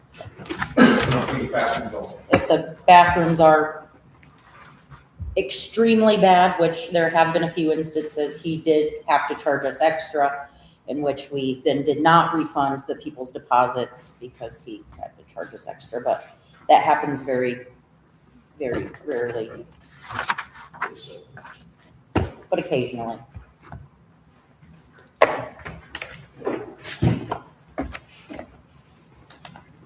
Ordinance for no parking. Okay, let me find it. So we had got a few complaints on this area. So this is the area that is on County Road 27, north of 6, just before you get to the Techno Block Drive entrance. That is our right of way. Where the semis line up, they turn off of 6 and they will pull over and they park right along the edge of that road. And I don't know if you've traveled that way, but there's a hill right there. It's very dangerous where they're parking. So I had reached out to Andrew explaining this issue and asked him to draft an ordinance to prevent people, so we can post it to prevent the semis from parking there, creating a hazard for people traveling that road. 'Cause I mean, it is dangerous. yeah, I've had several emails. Actually, the company that, one of the companies that is out there had reached out saying, hey, this is a problem, you know. I've told drivers not to park there, but because there's not anything saying they can't, they continue to do so. So, Can I add one small thing? Sorry, I didn't hear this until 4 or 5 hours ago. So I caught word, somebody reached out to DeKalb County, I don't know who it was. Okay, so they're doing it on the opposite side. yes, So I just want to make sure, I didn't know about that. Are you doing the opposite side as well? They're doing the south side of this system, where they take over to the railroad tracks. no, that's not where the issue lies. I know, but they're doing no parking there. Yeah, So I didn't know if you want to add with this one, no parking on our section owned by the town that's, from US 6 going south. I've never seen a problem. with it's not parking. been, that's not where the issue, the no parking issue is, I'm just it's, saying, I yeah. understand that, I Yeah. understand what the issue is at. I'm just saying, for some reason, somebody reached out to the county, and now they're making that section, the south, no parking. I think maybe somebody at the county might be Unless they- confused on the I think it might be location. confused. I'm working on that one for the county as Is it well, with north? Ben Parker, and He we're, told me south today, he said it was the south side. who did? The Ben? Ben did. Oh, well, I'm working, Ben Parker gave us the directions of where Waterloo's ends and the Right. county needs to go, and Okay, so then he told me the wrong side, because he I told me think so. south, so I thought maybe we should add this on yours. I think the county's is gonna dovetail where this is, that's the plan anyway. Right, to keep them from coming both directions on 27 north of 6. Well, that's fine, I swear, he said south to the railroad. He could have, I don't know, but I don't think that that's something that You stop parking up north, where are they gonna go? In- That's kind of right. into Kagan's parking lot. Well, it's not Kagan's, but We're gonna be busy. sorry, Well, like I said, in pictures, photos where they had the same problem Walmart distribution center. yeah, Here 15. And what they did, they created an ordinance, they posted it well, maybe every 20 feet, there's no parking, signs, no mistake. Yeah. And when you pull out there, if you do get calls, it's obvious what's going on. It's kind of like in front of the dollar store there, you've got no signs, one or two signs. On one side of the driveway, no parking, so. And the problem is Castle Industries out there. hmm It has a north parking drive. Yep. And trucks start backing up. And they're, first of all, they're in the county section, and then they come into the town section. hmm And maybe they're looking at, if that gets blocked, we may try to come up from the southbound. right, but And that's the north what- Start parking up there. yeah. So and this is, yeah, just to It's prevent really- that from our, It's really important to smart like that too, to the ordinance. Mhm. So it really decreases the chances. The argument involves a whole lot there, there's no argument, yeah. Okay. And they're gonna say it because, you know, and you would think that maybe council could time their deliveries, but I don't think they do. It goes up all the way in, on the road, all the way back to the driveway, back. to yeah, the and it's like the driveway kind of like snakes around too, and they'll just be lined up. I mean, clear out to 6 sometimes, it's crazy. My only fault with the ordinance is my name is still up on the signing block. OR instead of ER, okay? I'll make a note of that. Other than that, I'm ready to make a motion. Motion from Trevor, is there a second? I'll second. Second from Russ, all in favor, signify by saying aye. Aye. All opposed, same sign. So that's passage on first reading? Yep. All right. You give me a date for anything else? We're trying to group them together. Okay, Good. Thank I'm you. out, see you guys. Bye, thanks, Dave. Do we have to do anything specific with signs for that as well? She'll let me know and then we'll put them up. I'll locate it and we'll do, I'm assuming 3 on each side. Are they parked on both sides, Jay? Probably more than 3. We'll have to figure I out, only see them on one side. Multiple What's that? meetings. I've only seen the parking. on one Someone side. could do a motion to waive second and third. But Today. Yeah. Because it's people. that's what Trevor said. If you block off Safety. one side, they're gonna switch over. Can you do that if there's a fine attached to it?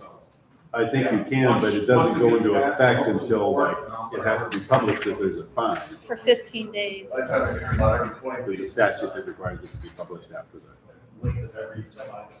before it goes into effect. I think we have to post it for like 15 days before it goes in. I have to look. I don't remember. Is it 15 or 30? I can't remember. It might be 15. If you email me, I can, because I know I communicated with Susan Sleeper, the auditor, about that.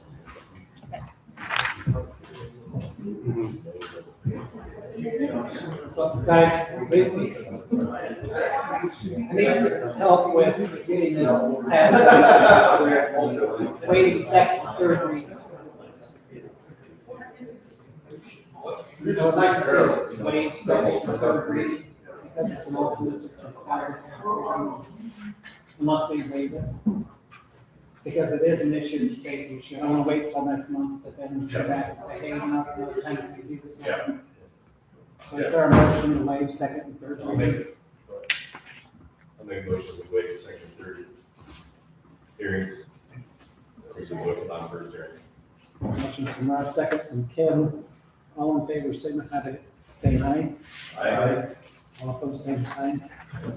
Okay, then ask, you could entertain a motion to have it be passed. With the amended change. Yes, it does specifically Is that say right? either side. So we've already got that covered. Yeah, Yeah, we it says gotta. either side. Yeah. We've got to get some more no parking signs for other areas in town, so before we order those, we'll find out where we need them for like the Maple Street area, or Douglas Street, Maple Street.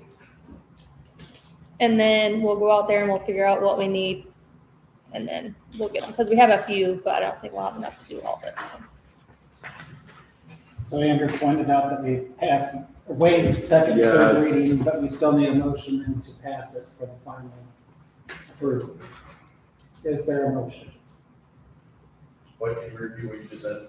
You waive the second and third reading. I think we technically need a motion to pass it now. You waive the requirement of the second and third reading. Now we need to have a motion to pass Make a it. motion that we pass this. Motion from Trevor, second from Greg. All in favor, signify by saying aye. Aye. All opposed, same sign.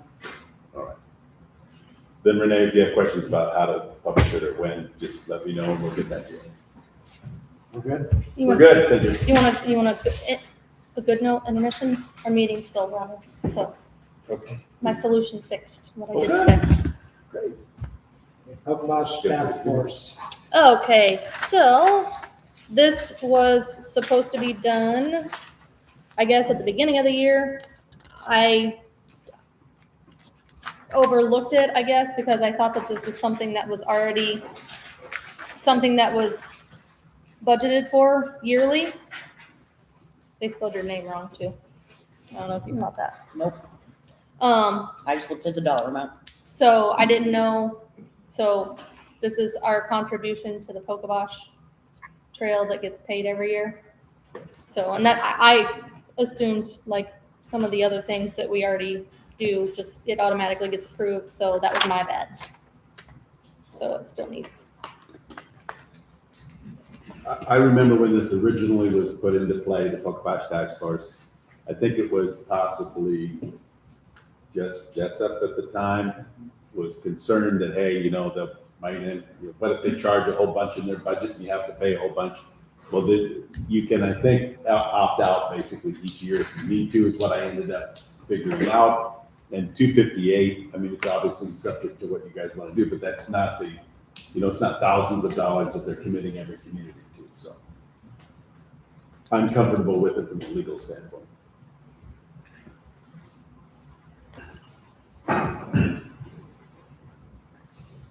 Which bucket's it coming from, Renee? Seed it, because we use that for parks and trails. Check. Council's there any questions? Hearing none, I'll open the floor for a motion. I move that we, pay 258 for our annual contribution. Motion from Kim, is there a second? Second from Greg. All in favor, signify by saying aye. Aye. All opposed, same sign.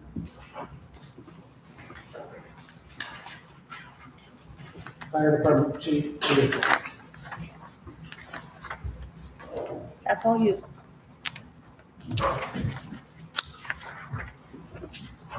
I believe everybody got a copy of everything. This is a used vehicle.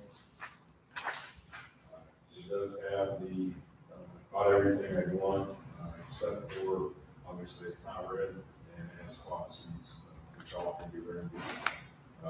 This vehicle will have to be lettered, striped and all that for NFPA, DOT. To change the color, it's simply a little bit more money, we can do a full vehicle wrap. We could end up looking however we want. The wrap, the guy I talked to, local, here, Waterloo, Butler area, he can do, actually, he does all of the Gibson vehicles. You guys have seen those. They're blue, those are actually white vehicles. He purchased them white, they're a white box van front vehicle. He does a complete wrap, all of that signage is printed instead of individual letters or stickers. He can do the individual lettering also like most of the trucks. But, so just for some samples, what you can do, this one did a complete flames and all that on it, Yeah, don't do that. or as you do striping. Don't do that. Part of our fire vehicles, we have to have that reflective striping on the side. So many inches from front to back and all that, I have to have the chevrons over there. So there will be some additional cost to this vehicle, obviously. This quote was from Jim Ford over in Hazel, Ohio. I have driven the vehicle and put my eyes on it. It's a good used vehicle. I did include, I know miles are up a little bit on it at 82,000. I did have them include a complete additional warranty. If we want, the only warranty that's left on this vehicle is for the diesel engine. That's good, 100,000 miles.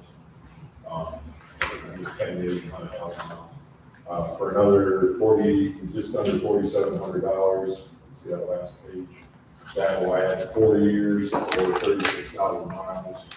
And that is complete bumper to bumper, except for obvious wear items, tires, brakes. It's $100 deductible if for any or all repairs needed in that. The only thing that I would like to add to that is after speaking with Dave, he recommended that we look for a vehicle that had the plow package that came with it, which is the heavier suspension. Because what this vehicle will be used for, the intent is to get a plow for it. And this will be pretty much a lead vehicle. So if they come to a drive where they can't get down it due to snow or whatever the case may be, they will now be able to access that drive with that being the lead vehicle coming in. So, and this does have that. Yes, yeah, it does have the, as you said, the upgraded suspension part of it, so factory, and won't avoid any warranties or anything to put a plow on this truck. It has a plow and camber suspension. It has the 110 volt inverter from Ford already in it. It does not have carpet, it's got rubber mats, which is great for me. And it also, you can't see in the picture, but it has a hard top cover over the back. So the plan is to get a extended bed to haul, obviously, so no, our plan is to haul full medical equipment, AED, water extinguisher, dry chemical extinguisher, an air pack, and obvious forcible entry tools, that sort of thing. There still should be room for me to haul hose and anything out of it. So there will be some additional costs to upgrade the vehicle. I can tell you that'll be super nice because one of the first structure fires I went to was on a cow farm and I had to go back and get my truck to load all the wonderful smelling hose back on my truck so we could bring it into town and scrub it clean. So now he can have it in his truck. And again, I don't like carpet. You can literally hose it out. Truck smells for a week. It was wonderful. So, tires are good, and I think the second page, at least on my package, was the full, the dealership checked it all out, brakes were 70%. It's had, new rear brakes put on it recently. Tires were, yeah, they're 10s out of, so they're, I wouldn't say brand new, but they're decent set of tires on it. Everything's ready to go probably.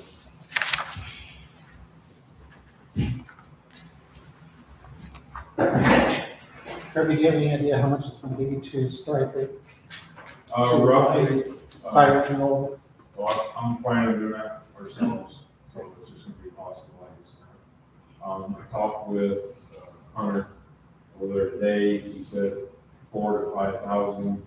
It kind of gets into if we want to go with the two-tone, the dark gray, the red, like our new engine, so that'll cost a little more because that's, you know, you have to print one of those colors, you can't order the vinyl in two different colors.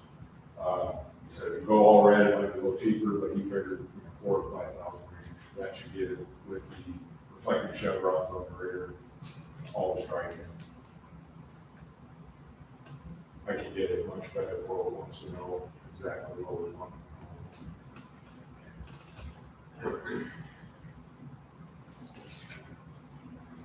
Yeah, can you talk to the money? We allocated up to $60,000 of PS Lowit to be used for the fire department to get a vehicle and a doodad. Yes, one of those things. The Nero, meet me. Yeah, and I know you've been looking at one that Auburn is trading in, but that price hasn't came back yet, so. Eric Miller from True Light, John Deere dealer, he's working on a deal with all the parts department, trading in there, it'd be very similar to the street department's vehicle. The only thing is it has the mount for the plow, but they're keeping the plow.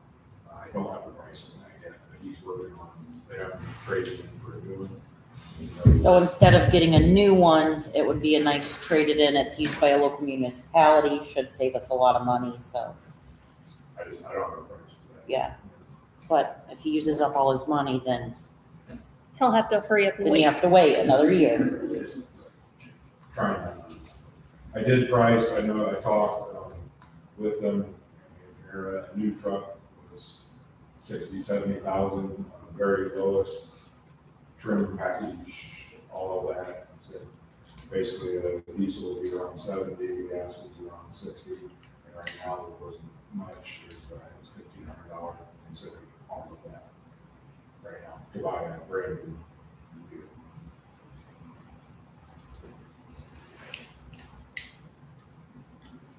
So the warranty, did they talk about when does the months actually start with that? It will start on the day of the purchase, since the vehicle, the regular factory warranty, 5-year warranty. Yeah. So it will start, you know, we pay for it, so it'll be 4 years, or 36,000 miles in addition to what's on the truck. That is a Ford, that is through Ford. It's good at any Ford dealership, it's $100,000, no matter what.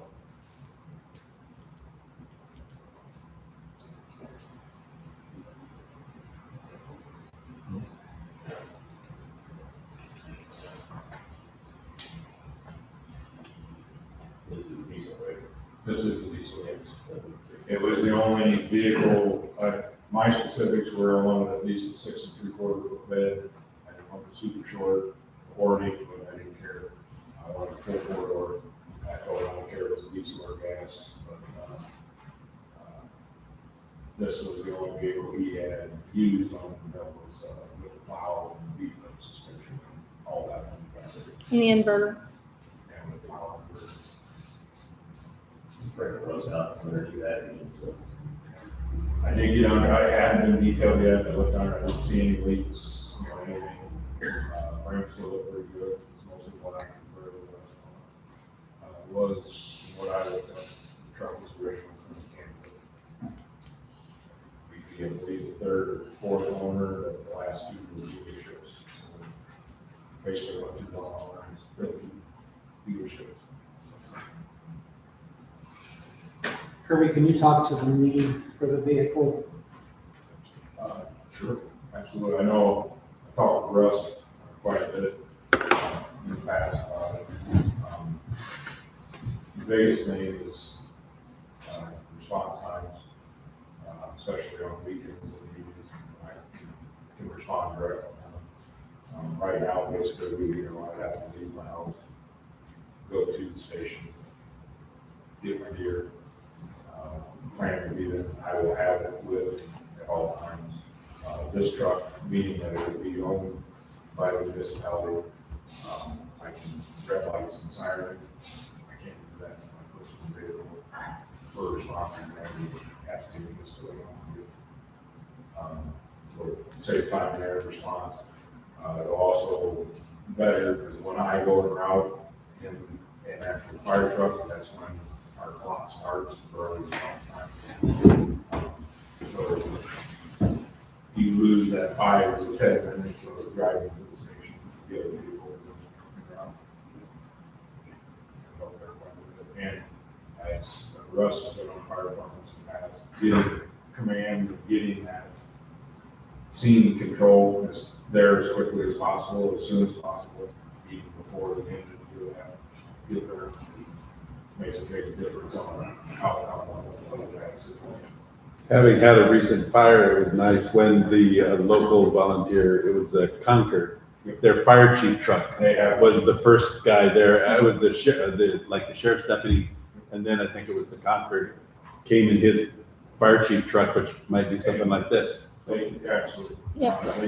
That can coordinate water supply, and, do we need to drop a line at the road if it's way off? I've never been to your house. Right. If it's way off the road, I can get all that, so they know as they're responding what we have to do as soon as we get on the scene.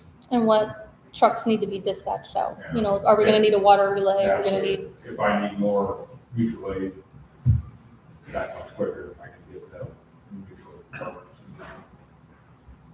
and then being able to have full medical equipment available too? Well, that saves a lot of time. Thank you. Question came up, let's just ask. Absolutely. And not that it matters, but we, us, the DeKalb County, all the fire chiefs have a vehicle, except for St. We, and Butler, the last two departments, Butler's actually working, they just got them last year, and their old medical unit is now kind of cheap and all stuff. So, I think anything we can do to improve the response times is a no-brainer. Right? Like if it's your family that's waiting for that help, It is important to, being that fire chief is typically it's our call, he's gonna be the incident commander, that he is on scene as quickly as possible and take that command, make sure things are being done the right way. He's got the right. Whatnot, so the sooner he gets there, the better.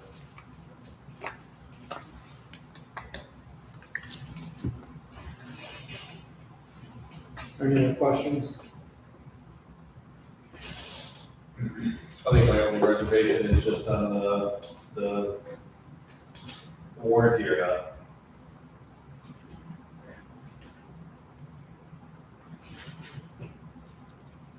It's bumper to bumper, like back to brand new, I get it. and it's only $100 compared to what could be potentially thousands of dollars. Because it could not be. Well, the warranty's insurance. I get it. What we're dealing with is something that's at 88,000 miles, and the clock pretty much starts at 48 months right off the bat.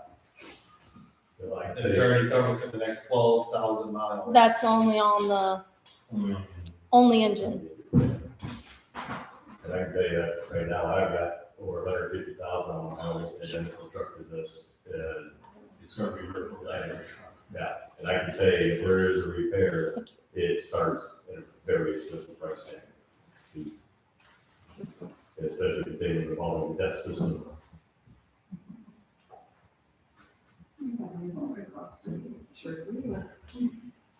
I had to break down and buy a new vehicular unit, and I bought the extended That's why I warranty. haven't included that one, just that. You know.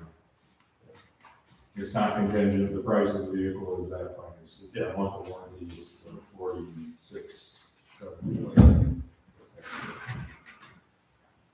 I told him about, the mileage, I'm gonna be putting 10,000 miles a year on it, so you want more for the 40, longer time frame with the lower line. You're not gonna go to 30,000 a year like me? Don't plan on it. Hold on. How many miles do you plan on putting on it a year? I can tell you when I've tracked my mileage in my personal vehicle in the past years, I've around 6,000-7,000 miles, just like normal. So about 28,000 in 4 years. Right. So, Now that vehicle, now other departments do allow, so say they have a class or something, because the firefighters don't get paid mileage, they will allow them to use the chief's vehicle for those back and forth to class. I mean, it's not just a one-use vehicle.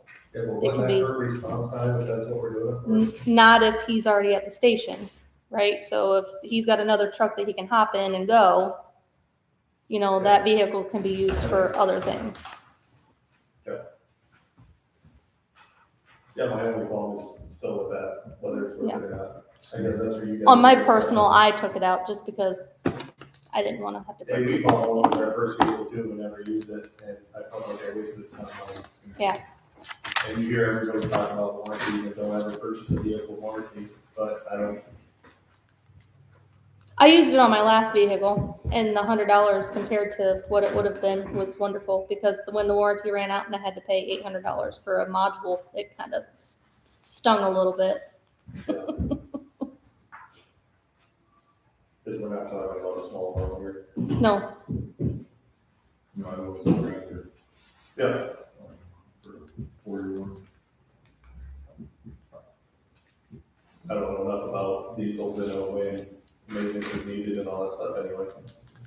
So the nice thing about these things is they actually will tell you when your oils need to be changed, because they have a diesel oil builds up particulate matter out of the fuel that will build up in the oil, and they actually have a sensor in these that will identify that particulate matter buildup, and it really tells you the percentage of oil life. And pretty much at about 10%, it's telling you, hey, tell me to go get your oil changed. So it's kind of nice. It gets you to change it before it gets too bad in there. So your personal opinion is the warranty is worth it?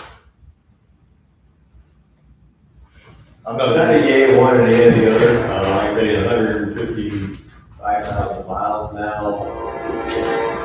My first and only major regret I had was the air conditioning.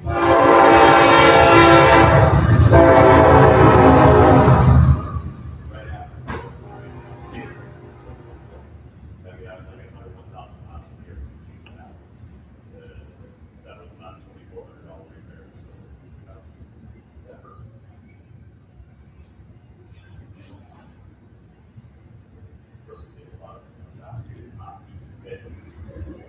I'm good with not buying extended warranty out. It could come back to bite us in the future, but It could. But it's also low mileage usage. Years definitely low mileage usage. But, especially considering we already got to 100,000. So it's gonna take 2 years before we even hit, which you guys, it's only engine, but. Right away, then it's all on these things. I always think the game is done. I've had no problems in those areas. So then we just take a motion on just the vehicle and then do one separate. That's what you want to do. I wanna go. I'll second that. So what's your motion, Trevor?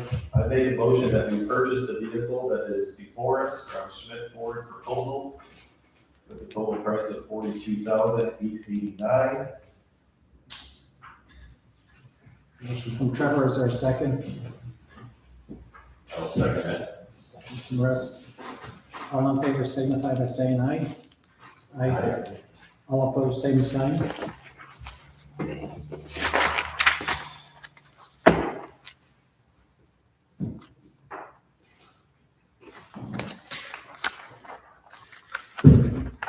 Is there a motion on the extended warranty?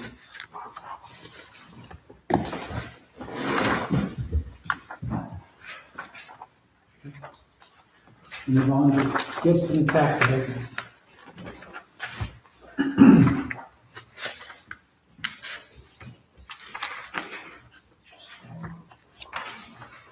So every year, we have to, confirm compliance for their tax abatement. So they sent us their SB1. We received it last week, this week, last week. The boss behind The it. boss, when did we receive it, boss? Let me see when I text this to her. The boss received it and gave it to Josh. So in the packet, there's their current, Thursday. last Thursday, so we got it on here just in time.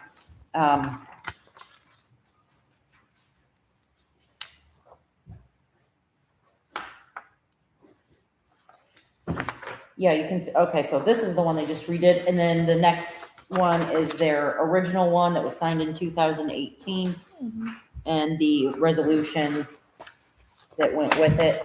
But their current, on their original SB1 on the first page, you can see that the salaries were estimated to be 2.1 million. They're actually 4.3. 42 employees, they're actually 55. And their current number of employees, the number of employees retained was estimated to be 2.1 million for 42 employees and has been 3.2 million for 42 employees. They estimated to add 7 additional employees for 253,000. They've actually added 13,000. They received this tax abatement for moving into an empty and abandoned building that has not been occupied for at least a year. So they were able to receive a tax abatement to get that up and running and to build the operation center for Gibson's Heating and Plumbing. So we offered them a 10-year tax abatement. They are in there lots of years. 8th year. 8th year, so almost done. So we just have to make sure they're in compliance according to the SB1.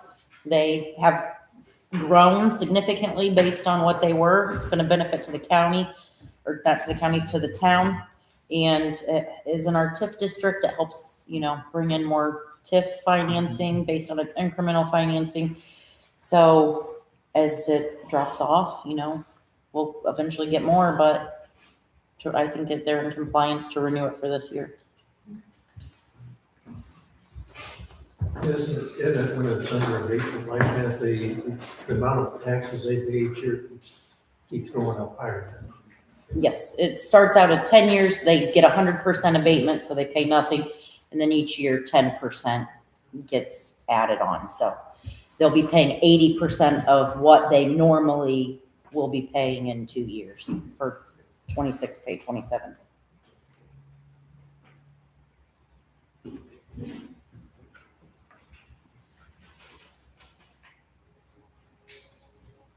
So I need a motion to confirm that they are in compliance. I don't make that motion, but they are in compliance this year. Motion from Ken, is there a second? I'll second. Second from Russ. All in favor signify by saying aye. Aye. All opposed, same sign.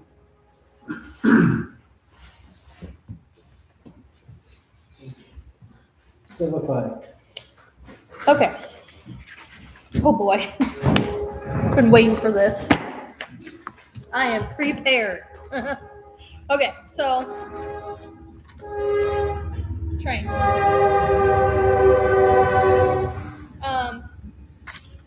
I brought this to council, gosh, quite a long time ago.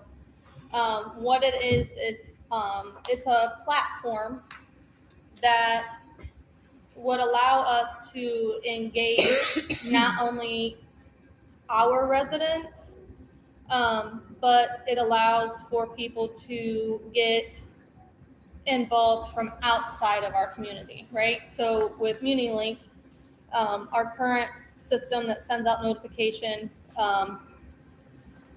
it's limited on what you can send, who you can send it to, and on the water bills, and correct me if I'm wrong, you can only put so much on the water bills for notification, right? With this platform, what it does is, so you could get an app, right? Like Auburn has an app, but when you build an app, it's very limited. There's only so much that you can do within that app as far as customizing it.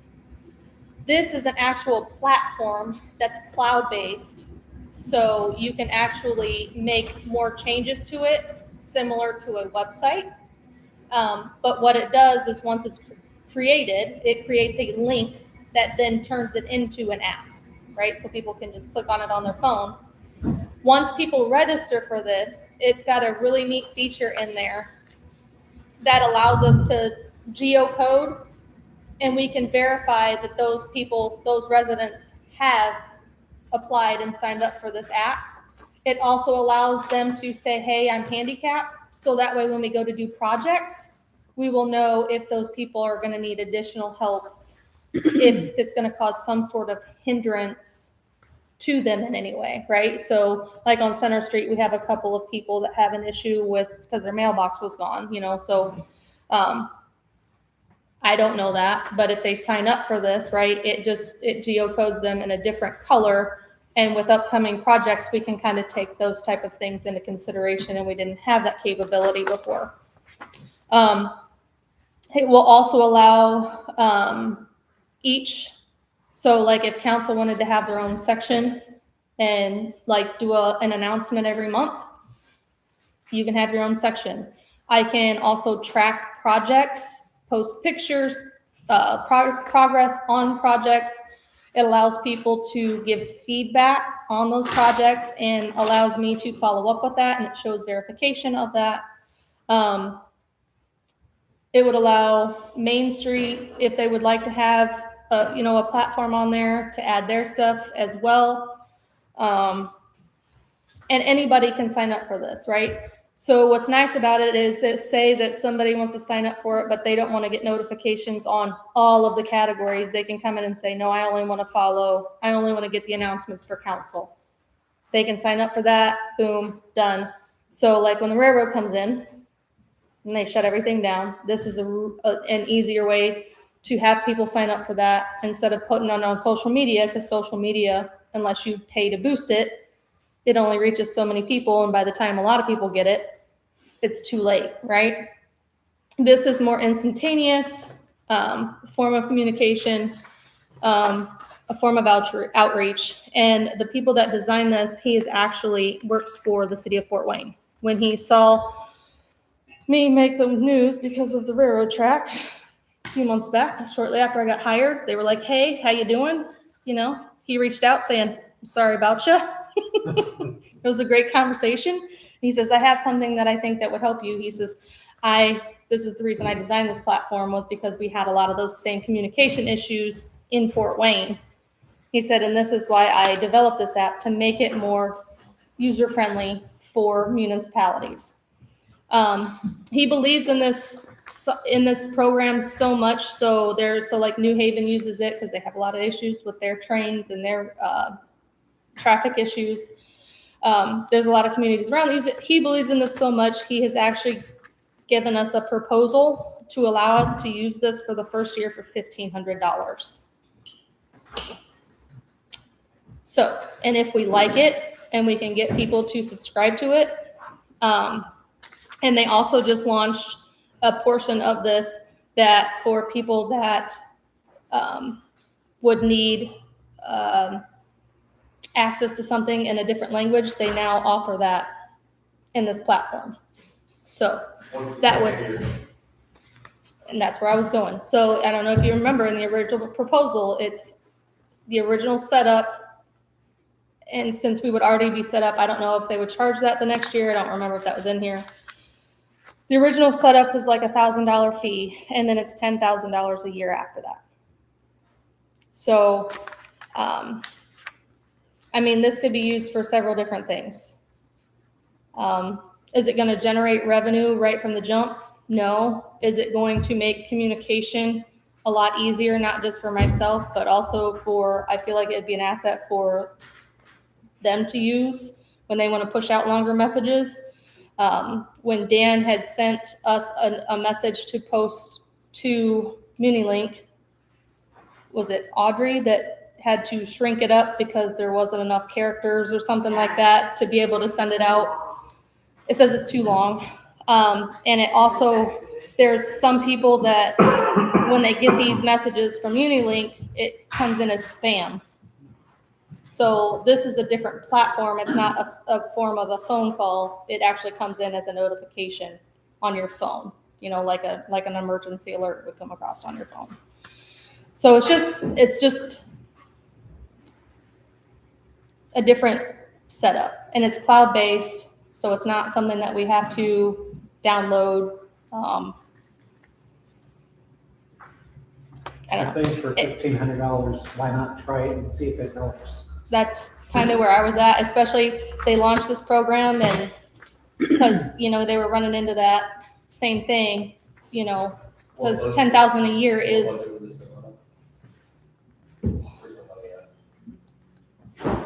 I don't know, I didn't even think I was gonna get this far, I'm gonna be honest. So. Is there any risk in the 1 year? Like, is there any penalty for not going into the second year? It's 100% guaranteed. You can cancel after the first year. Everything I read, I sent the contract to Andrew. He read through it. I did not see anything. I think you can cancel at any time if you pay through automatic payment or something. Then you got to give a notice before the end of the first year to not automatically renew. Automatic renew, yeah. But it looks to me like you can, paragraph 39 allows the town to terminate or cancel at any time. Now, you might not, I think there's a question that you might not get a refund. So like if you cut it short. But I think you should be able to cancel. I recommend canceling at least 30 days prior to the end of the contract, but there's no requirement of 90 days or. And as long as there's not like it's a An early withdrawal 5-year penalty and it's not a contract 5-year and you only contract, get the no. first year No. I or the reviewed 1,500. contract If it's today. 100% guaranteed, I mean, I think like you said, Josh, it's worth it to try. I mean, you can see on the breakdown here, at the beginning, it shows on this breakdown, your annual. Did you give that to them? It should be in their packet. No. Oh, maybe I just sent it to Andrew. My bad. Yeah, all I had was this. So on this here, it says software pricing, town annual subscription would be $10,000 a year. And then it says the discount would be 95%, which he's brought that down to $500. New account setup is $1,000. That's a one-time fee, would be $1,000. And so that's where you're getting your $1,500. So he's actually given us the $10,000 subscription for $500 and then charging us the one-time setup fee, right? And where that subscription comes in is because they store the data on private servers because it's cloud-based. So now we don't have to have a server to store that data. They do that and they monitor that for us. That's good, because we just got out of the server business. That's what I'm saying, right? So, but that's where a lot of that expense is incurred, right? Because those servers take a lot of upkeep. It shows a 4-hour training on board, and it's virtual.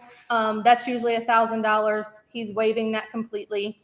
And then the vanity domain, which is like, remember how I said it's web-based, and then it creates the app. That's usually $500 to set up, and he's waiving that 100% too. So they're taking a pretty hard hit, and I feel like if they're going to take that big of a hit and they feel that strongly about it,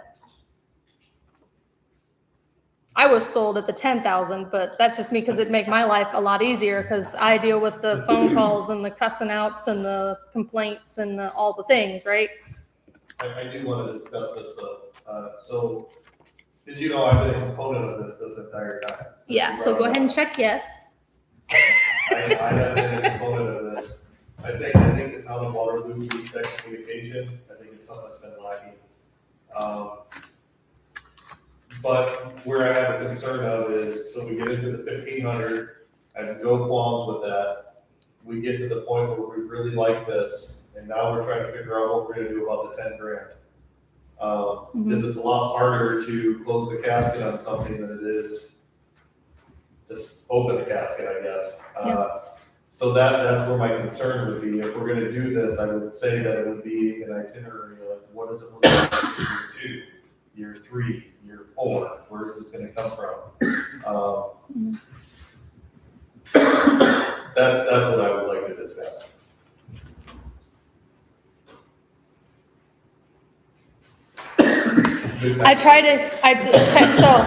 So the money part is that's not my expertise, unfortunately. That would be Renee's expertise. The I only was thing, just given the numbers about 35 seconds ago. well, you knew that when we talked about it before, it was 10,000 plus the $1,000. We had discussed that, and it was before Christmas. It was shortly after I started. It was a long time ago. I think even then we're kind of going, where is the Yeah. money? But You said something about generating revenue? It could help generate revenue. So for like Joe Blow the Public, is it a free app thing that they can subscribe to? So it's a free subscription to the people that you're trying to communicate with? Yes. It's just getting it out to everybody? Yes. But, the more people that we can reach, not just within our community, but outside of our community, that's more people that we could bring to our events. That's more people that we could get to rent our depot. That's more people that we could get to rent our park.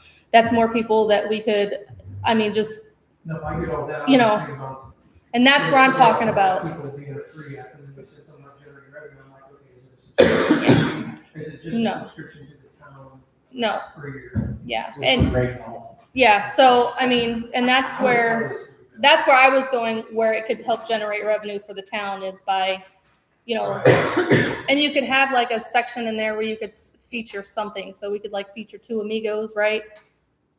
Business of the week, and potentially generate revenue for them. Does that make sense? You had a question? Could this be used for, our barbecues happening? Absolutely.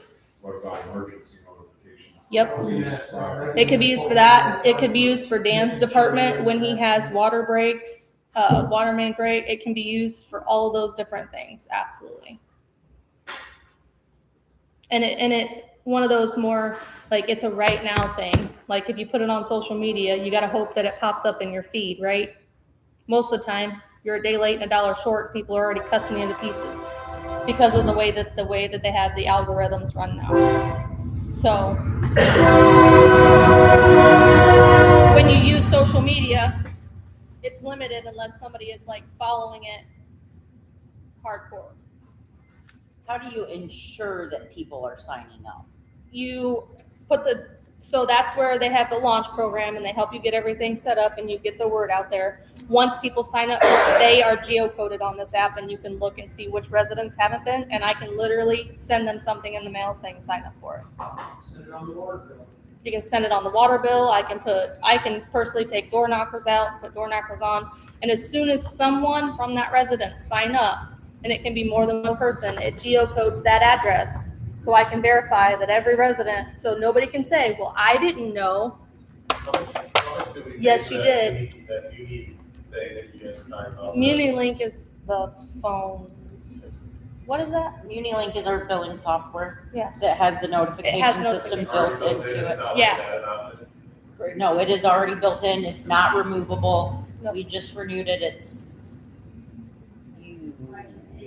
You just paid this bill, $5,600 a year.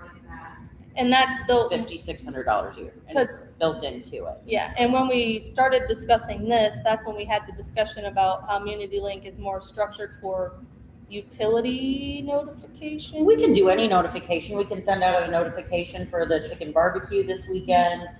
I sent one out for leaf pickup. When there was issues with water mains in certain areas of town, we can go with just those addresses and send it to specific people. When we were flushing hydrants on Cedar Street, or when we were replaced the line on Cedar Street, we were able to send it to just those people. You We can did figure out how, Talk about the phone calls that we get, Yeah, those come in as spam. that's what I. you can also, Yeah. if you don't want to receive a phone call, if you'd rather receive an email or text, you can set that as your preferred method. Yeah, I know, but I mean, a lot of people don't even know that those are coming because they're coming in as spam.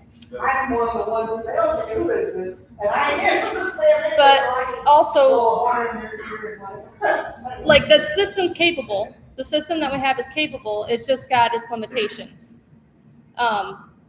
So for instance, if you have a renter, the landlord gets that message, not the renter themselves. It depends on how the owner has that set up. It would typically go to the service address. But I can speak, there's owners who won't, because I know from my daughter. Right. He will not let her even see the bill of what the water is to her apartment pay. He says, you owe me this much for water. So then I would like to see it. if she would like to come in and get set up for notifications, she can fill out a form and we can put her in a different group to receive no I'm saying, she don't know anything, because he wouldn't let her. Yeah, so we can send out notifications to people outside of the billing system as well. Audrey lives in Auburn, she has signed up for notifications. Jen lives in Angola, she's signed up for notifications. Well, I guess do you get notifications? Dan doesn't get notifications yet. The biggest thing I have is getting people to put their email, phone number into that system. Mhm. That's the biggest downfall of everything, because if they don't do it, they don't get it. And as we now have started adding in new customers, when people come in, that is a requirement that we ask them what their this information to make sure it's in there. We haven't yet gone back through the old customers to reach out and get them updated. But this is also what notifies them, yes, for billing issues, and things like that as well. So not that this would be bad, but we do pay. I mean, it's non-negotiable that we pay for what we already have. It's So built what- into our software. On this software, let's get back on that topic. What is the percentage of other communities that are using it that are signed up for I guess I don't understand your question. it? So let's say I don't know how big New Haven is. Let's. 50. So like how many people are signed up for it? Yeah, like I can ask him. I'm sure that he I'm told me just at one curious point, about- but that was a conversation that we had months ago. And I'm sure that he told me, but I honestly can't Yeah, remember. I'm just curious about how much we should expect from our own community to sign up, Yeah. if it's 50% or. Yeah, what is considered so like she said, with this system that we have, right? They can, isolate an area.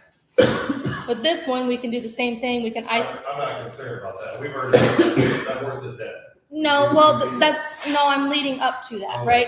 So if we isolate that area, I can say, okay, now I know such and such didn't sign up. Now I can go and say, hey, I need you to sign up for this, so that way we can make sure that you're getting these notifications, right? Well, not necessarily need, but we would like you to sign up so we can make sure that we're communicating. I could then more accurately track that we are getting the full potential of our residents signed up to use it. Yeah.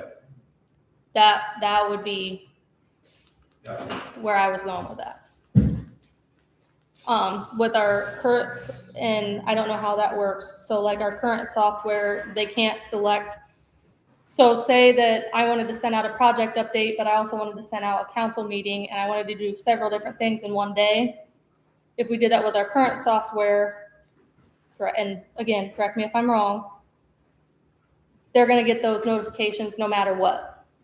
With this one, they don't have to be signed up to receive all of those notifications unless they choose to. They could only receive the ones that they would want to receive. Correct, it would send all three of them. Right. So this Not would, just if I wanted right. trash updates, Right. but not. sausage updates, sausage. pancakes, the stuff. But, you know, Hungry, clearly. this, like I said, and this also like with projects, right? So say that somebody during the Center Street project, we had a lot of complaints, right? People could take pictures of that complaint, post it here. That would give me something to then follow up and hold somebody accountable to have that fixed and then be able to provide them feedback once that issue has been addressed. You can use it on potholes. Absolutely, you can use it on potholes. With a cone sticking in it, sticking out that much. Just Yeah. mess around and it's- Yeah, but I mean, and that's really the part that I liked, was that we could communicate the progress, because a lot of people don't understand what goes into these projects, right? So being able to have something that we could show that we're making progress and give somebody the opportunity to provide feedback and like have it actually documented, time stamped. That's one of the things that I really liked, so. I've said it, I'll say it again, I feel like it's worth a try. I think if it works, then we need to figure out how we pay for it moving forward. But until we know whether or not it's gonna work, I can't answer that question. It has to make sense moving forward, because your funding is gonna be reduced with your property tax bill. And that's So the it has to only- make sense moving forward, and I'm not going to know until we at least try. So we just got through paying for the system we have now, $5,000.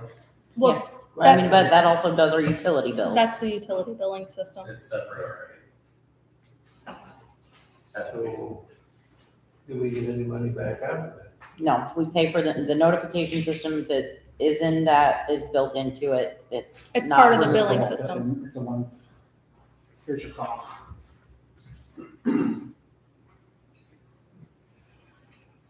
So we're ready for a motion.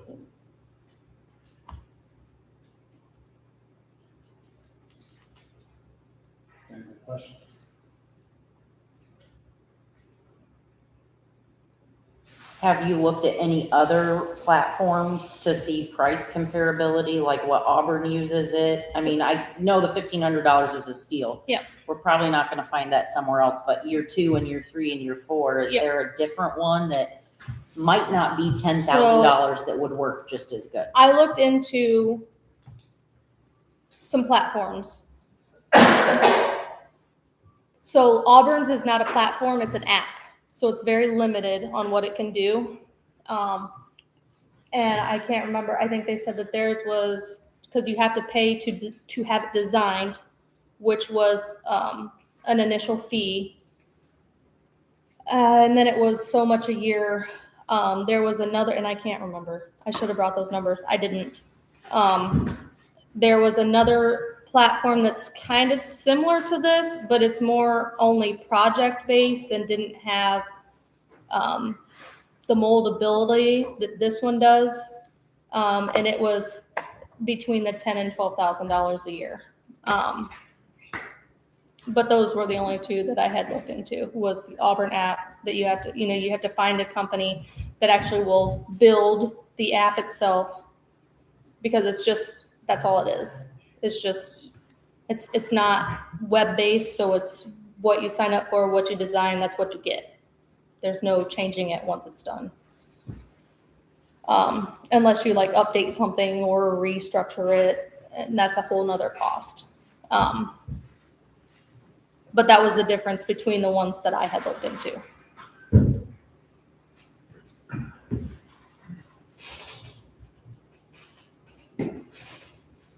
Like I said, I don't care either way. I just thought it would be a benefit. But that's kind of just where I'm at. Is there a motion? I'll make a motion that we approve getting the certified platform for the first year. Motion from Russ, is there a second? I'll second. Second from Trevor. All in favor signify by saying aye. Aye. All opposed, same sign.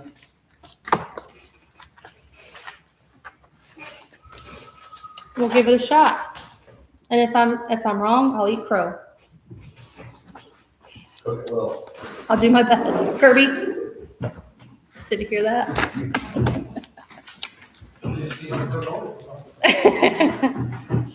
Insurance trustees, is there an update? Yeah, I asked all of the million questions that Trevor asked me to ask. I don't remember what they were. But yes, essentially, you were right. Most of those things are covered under other line items. The biggest thing was just cash. We don't have that much cash. I'm fine either way. I don't even remember how much it was, so I didn't even reprint it because that's how enthused I am about this. Save some more money.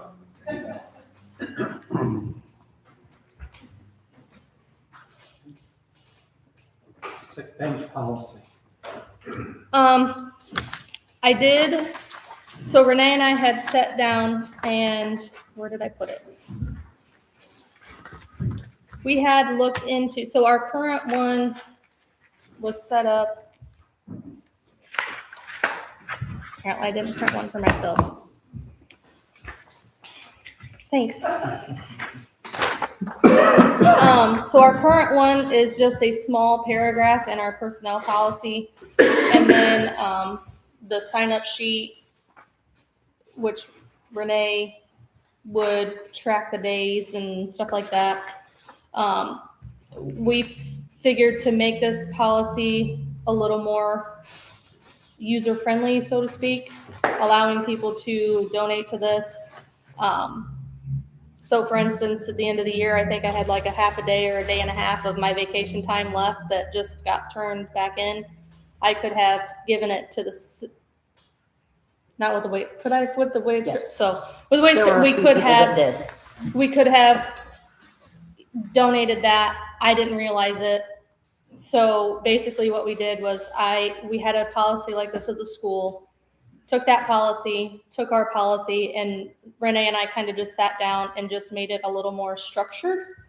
I had it really detailed and she was like, whoa, you need to like take this out, There's like combine 5 this. pages.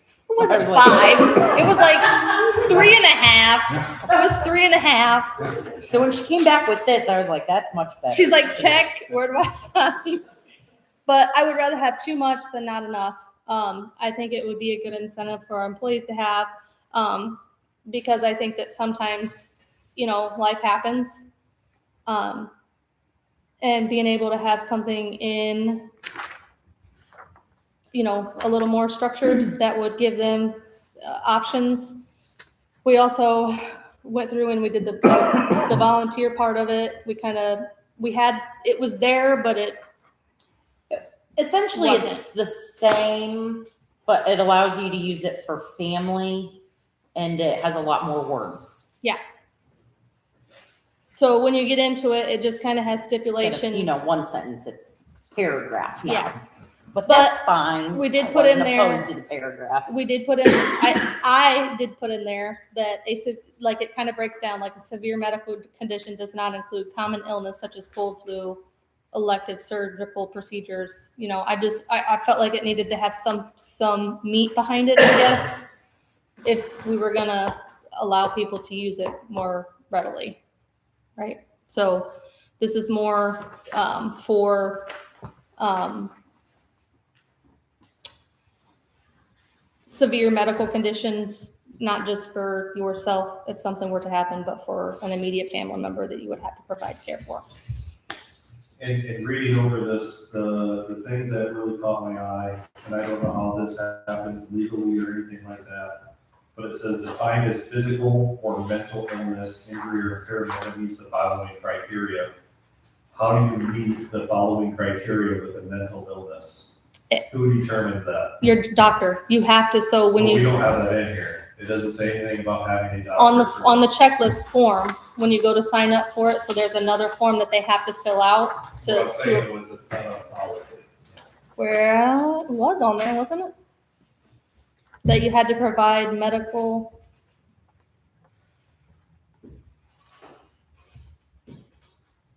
One of the pages you need to take out. Probably. Yeah. Right here, it says, The employee must have completed the initial probationary period, not to be on disciplinary suspension or administrative leave, have no documented abuse of paid leave, and provide appropriate medical documentation.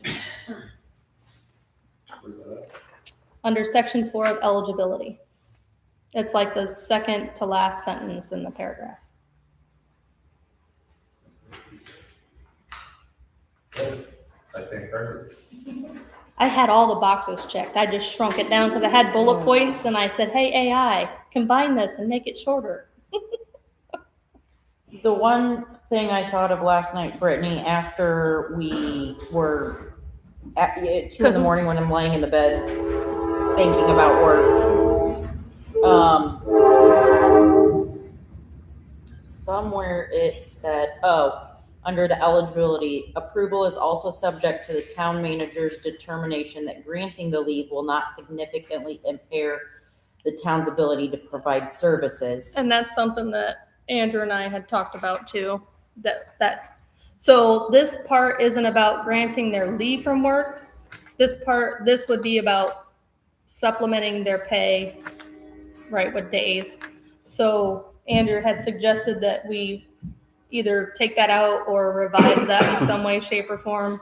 I mean, because if the person needs this, well, I guess if for themselves, if they need the leave, they're gonna be taking it, whether it's impairing the town or not. And I think that just maybe muddies it a little bit to have that.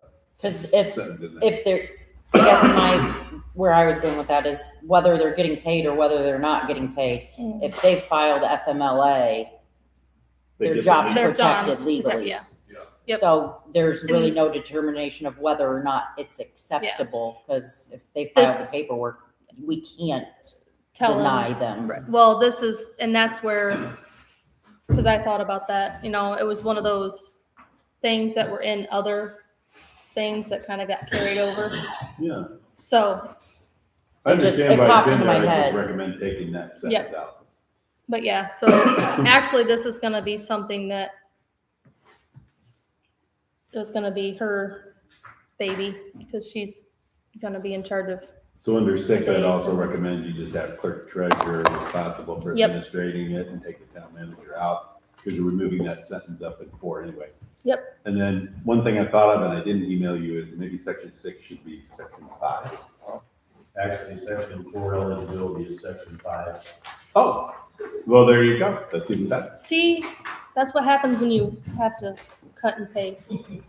I just knew there was something missing between 4 and 6. That's okay, I was reading through something and I was like, oh, that's not section 2F, that's section 5 something. So. But yeah, so that's what this is. It's just to, like I said, to just going from this paragraph, and it kind of, it's more structured. So that way you're just putting out there, these are what our expectations of this policy is. It gives her a little bit of something to, have some meat behind the, I guess, when it comes to her saying, yep, I'm gonna give you these days. So as we're gonna take it back, think about it, look through it. Be ready to talk about it next month.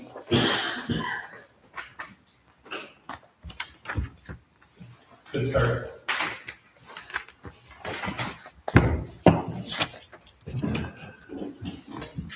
Approval of minutes.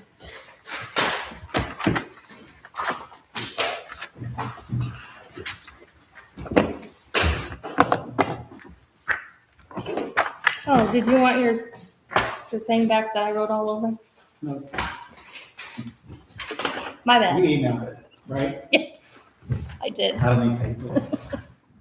Let's start with January 13th.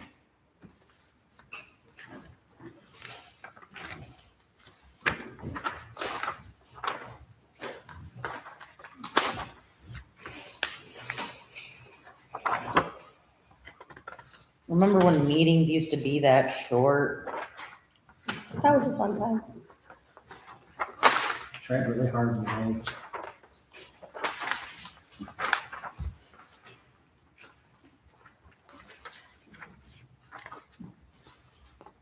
Any questions, changes?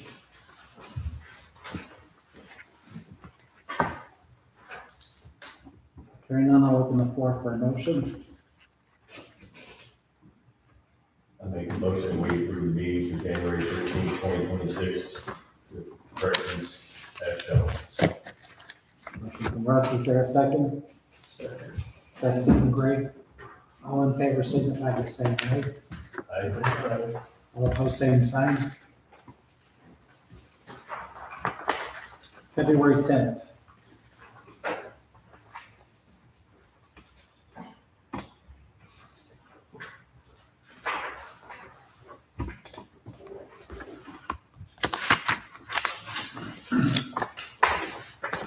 Any questions, changes?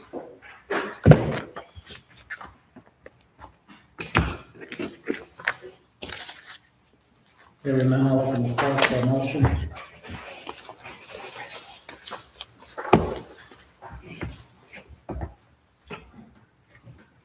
Did somebody make a motion? Nope. Oh, sorry, I thought I missed it. I distracted her, my bad. Motion to accept February 10th, 2026. Motion from Greg, is there a second? Second from Ken. All in favor, signify by saying aye. All opposed, same sign. March 10th.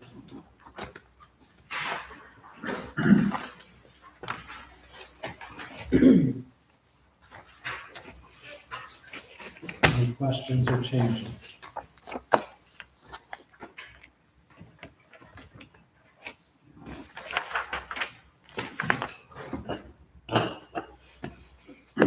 Hearing none, I'll open the floor for a motion. I make a motion, we approve the minutes for March 10th, 2026, with corrections as shown. Motion from Russ, is there a second? Second from Trevor. All in favor, signify by saying aye. Aye. All opposed, same sign. March 19th. Make a motion that we approve March 17th, 2026. It's one paragraph. Motion Trevor, is there a second? Second from Russ. All in favor, signify by saying aye. Aye. All opposed, same sign. And the claims.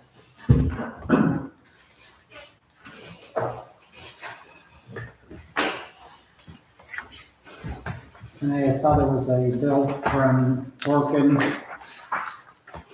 for the depot from March 27th. And then the next week, we had $55 from Billy's Bug Busters. We have an issue here that we don't know about. No, Why do we have to we have switched companies. Okay, So Orkin's last day was like March 9th. Their bill came, and then we started with Billy Bug Busters. So, no, Billy Bug Busters ended up being cheaper. And Orkin, So, yeah, it was significantly cheaper to go with Billy Bug Buster than. well, and Orkin only came in and put down those little sticky traps. I could have done that. Yeah. They were charging us for a lot more than that. it's a $30 difference. Okay. So the letter came in from Inspiration Ministries for the Yes. $5,000, so that's good. Very good. Are there any other questions, comments on the claims?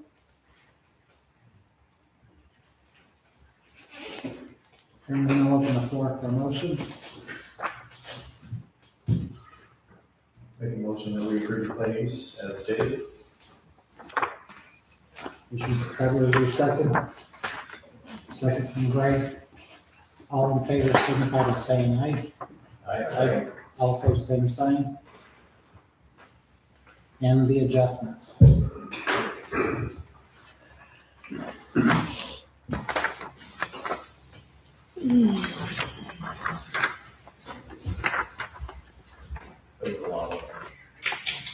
What happened with the the adjustments, like there was one day it looked like there were like 3 or 4 pages back to back of adjustments for one date. You mean actually in the basket? I'm guessing that was, That's what we're approving, right? I mean, but you're talking about like not on here, but Yes, I oh, think they were in that. A lot of these is the stuff that you yeah. had them sign off on last Back. Yeah. meeting. To the back of the packet.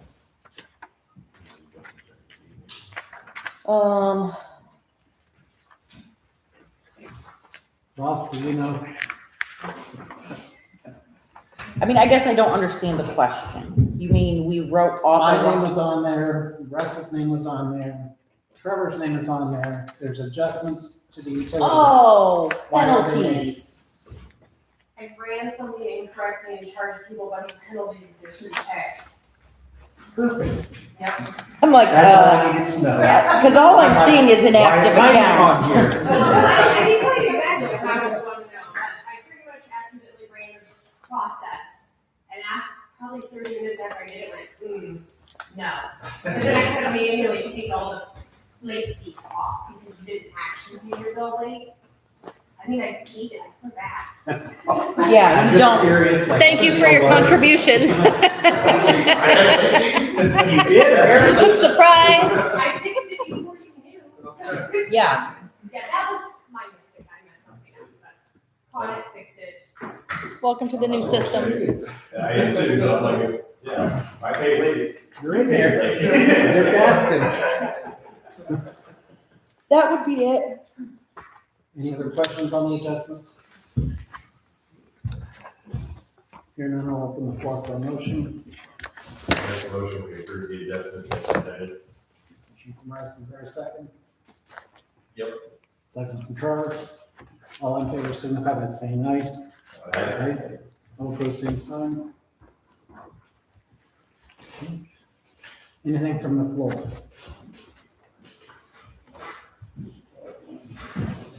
A little bit of good news, I think. Little story to lead up to it.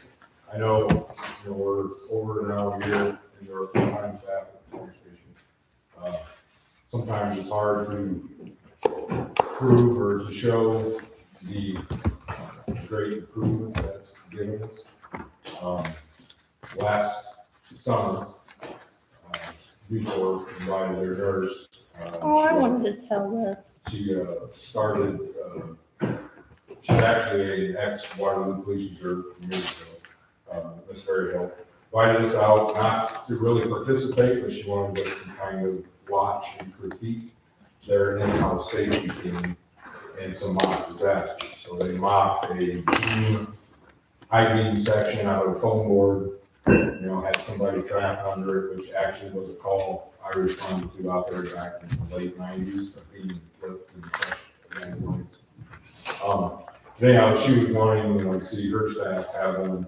So they were at a lunch meeting when the call came out, that's how they alerted their crew. We were already in the room where the subject was under the fake beam, we didn't really, we observed, and then later kind of critiqued the group, what we see and what we saw. That started a conversation with her. That was, I think, August timeframe. September, she contacted myself, said, hey, is there a large item or pieces of equipment you guys are looking for? At the time, we've been actually for the last 4 to 5 years, we've been saving our money from our chicken barbecues, that sort of thing. Volunteers are looking at purchasing a full set of battery cordless rescue tools, so jaws of life. So that was one of the things, and she said, well, I'm talking like $100,000. I'm like, okay, so sat down, one of the officers, we started working it out.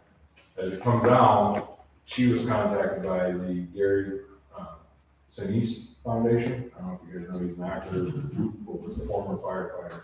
He started a foundation where he gives out to police and fire for equipment and that sort of thing.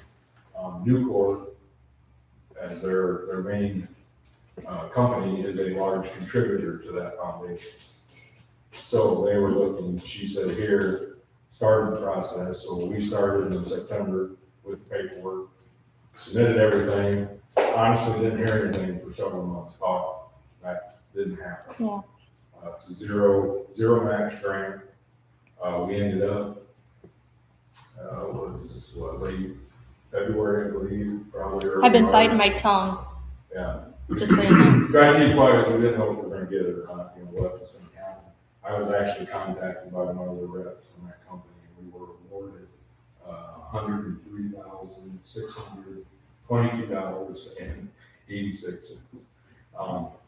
What that has got Yep. us, or what has brought it to us, and we're now, the money's gone out, we're waiting for the supplies to come in. We got our delivery of our Hearst tools. That was just under $60,000. Those came last week. We're working on getting them. They're temporarily on the truck now, but we gotta get some more permanent mounts and that I just ordered today. But it also added a feature that we've never been able to do. We never had any ice rescue equipment. So we now have a full set. We have an inflatable boat and 4 suits and rescue logs and all that to claw your way through the ice. So there'll be training on that, obviously. We've got to rely on surrounding the plans for that. Also, we were able to purchase 2 air packs. Those are roughly about $10,000, $11,000 a piece. So all said and done, it was at $103,000 of free money, basically. So there's no match to it. We didn't have to contribute anything.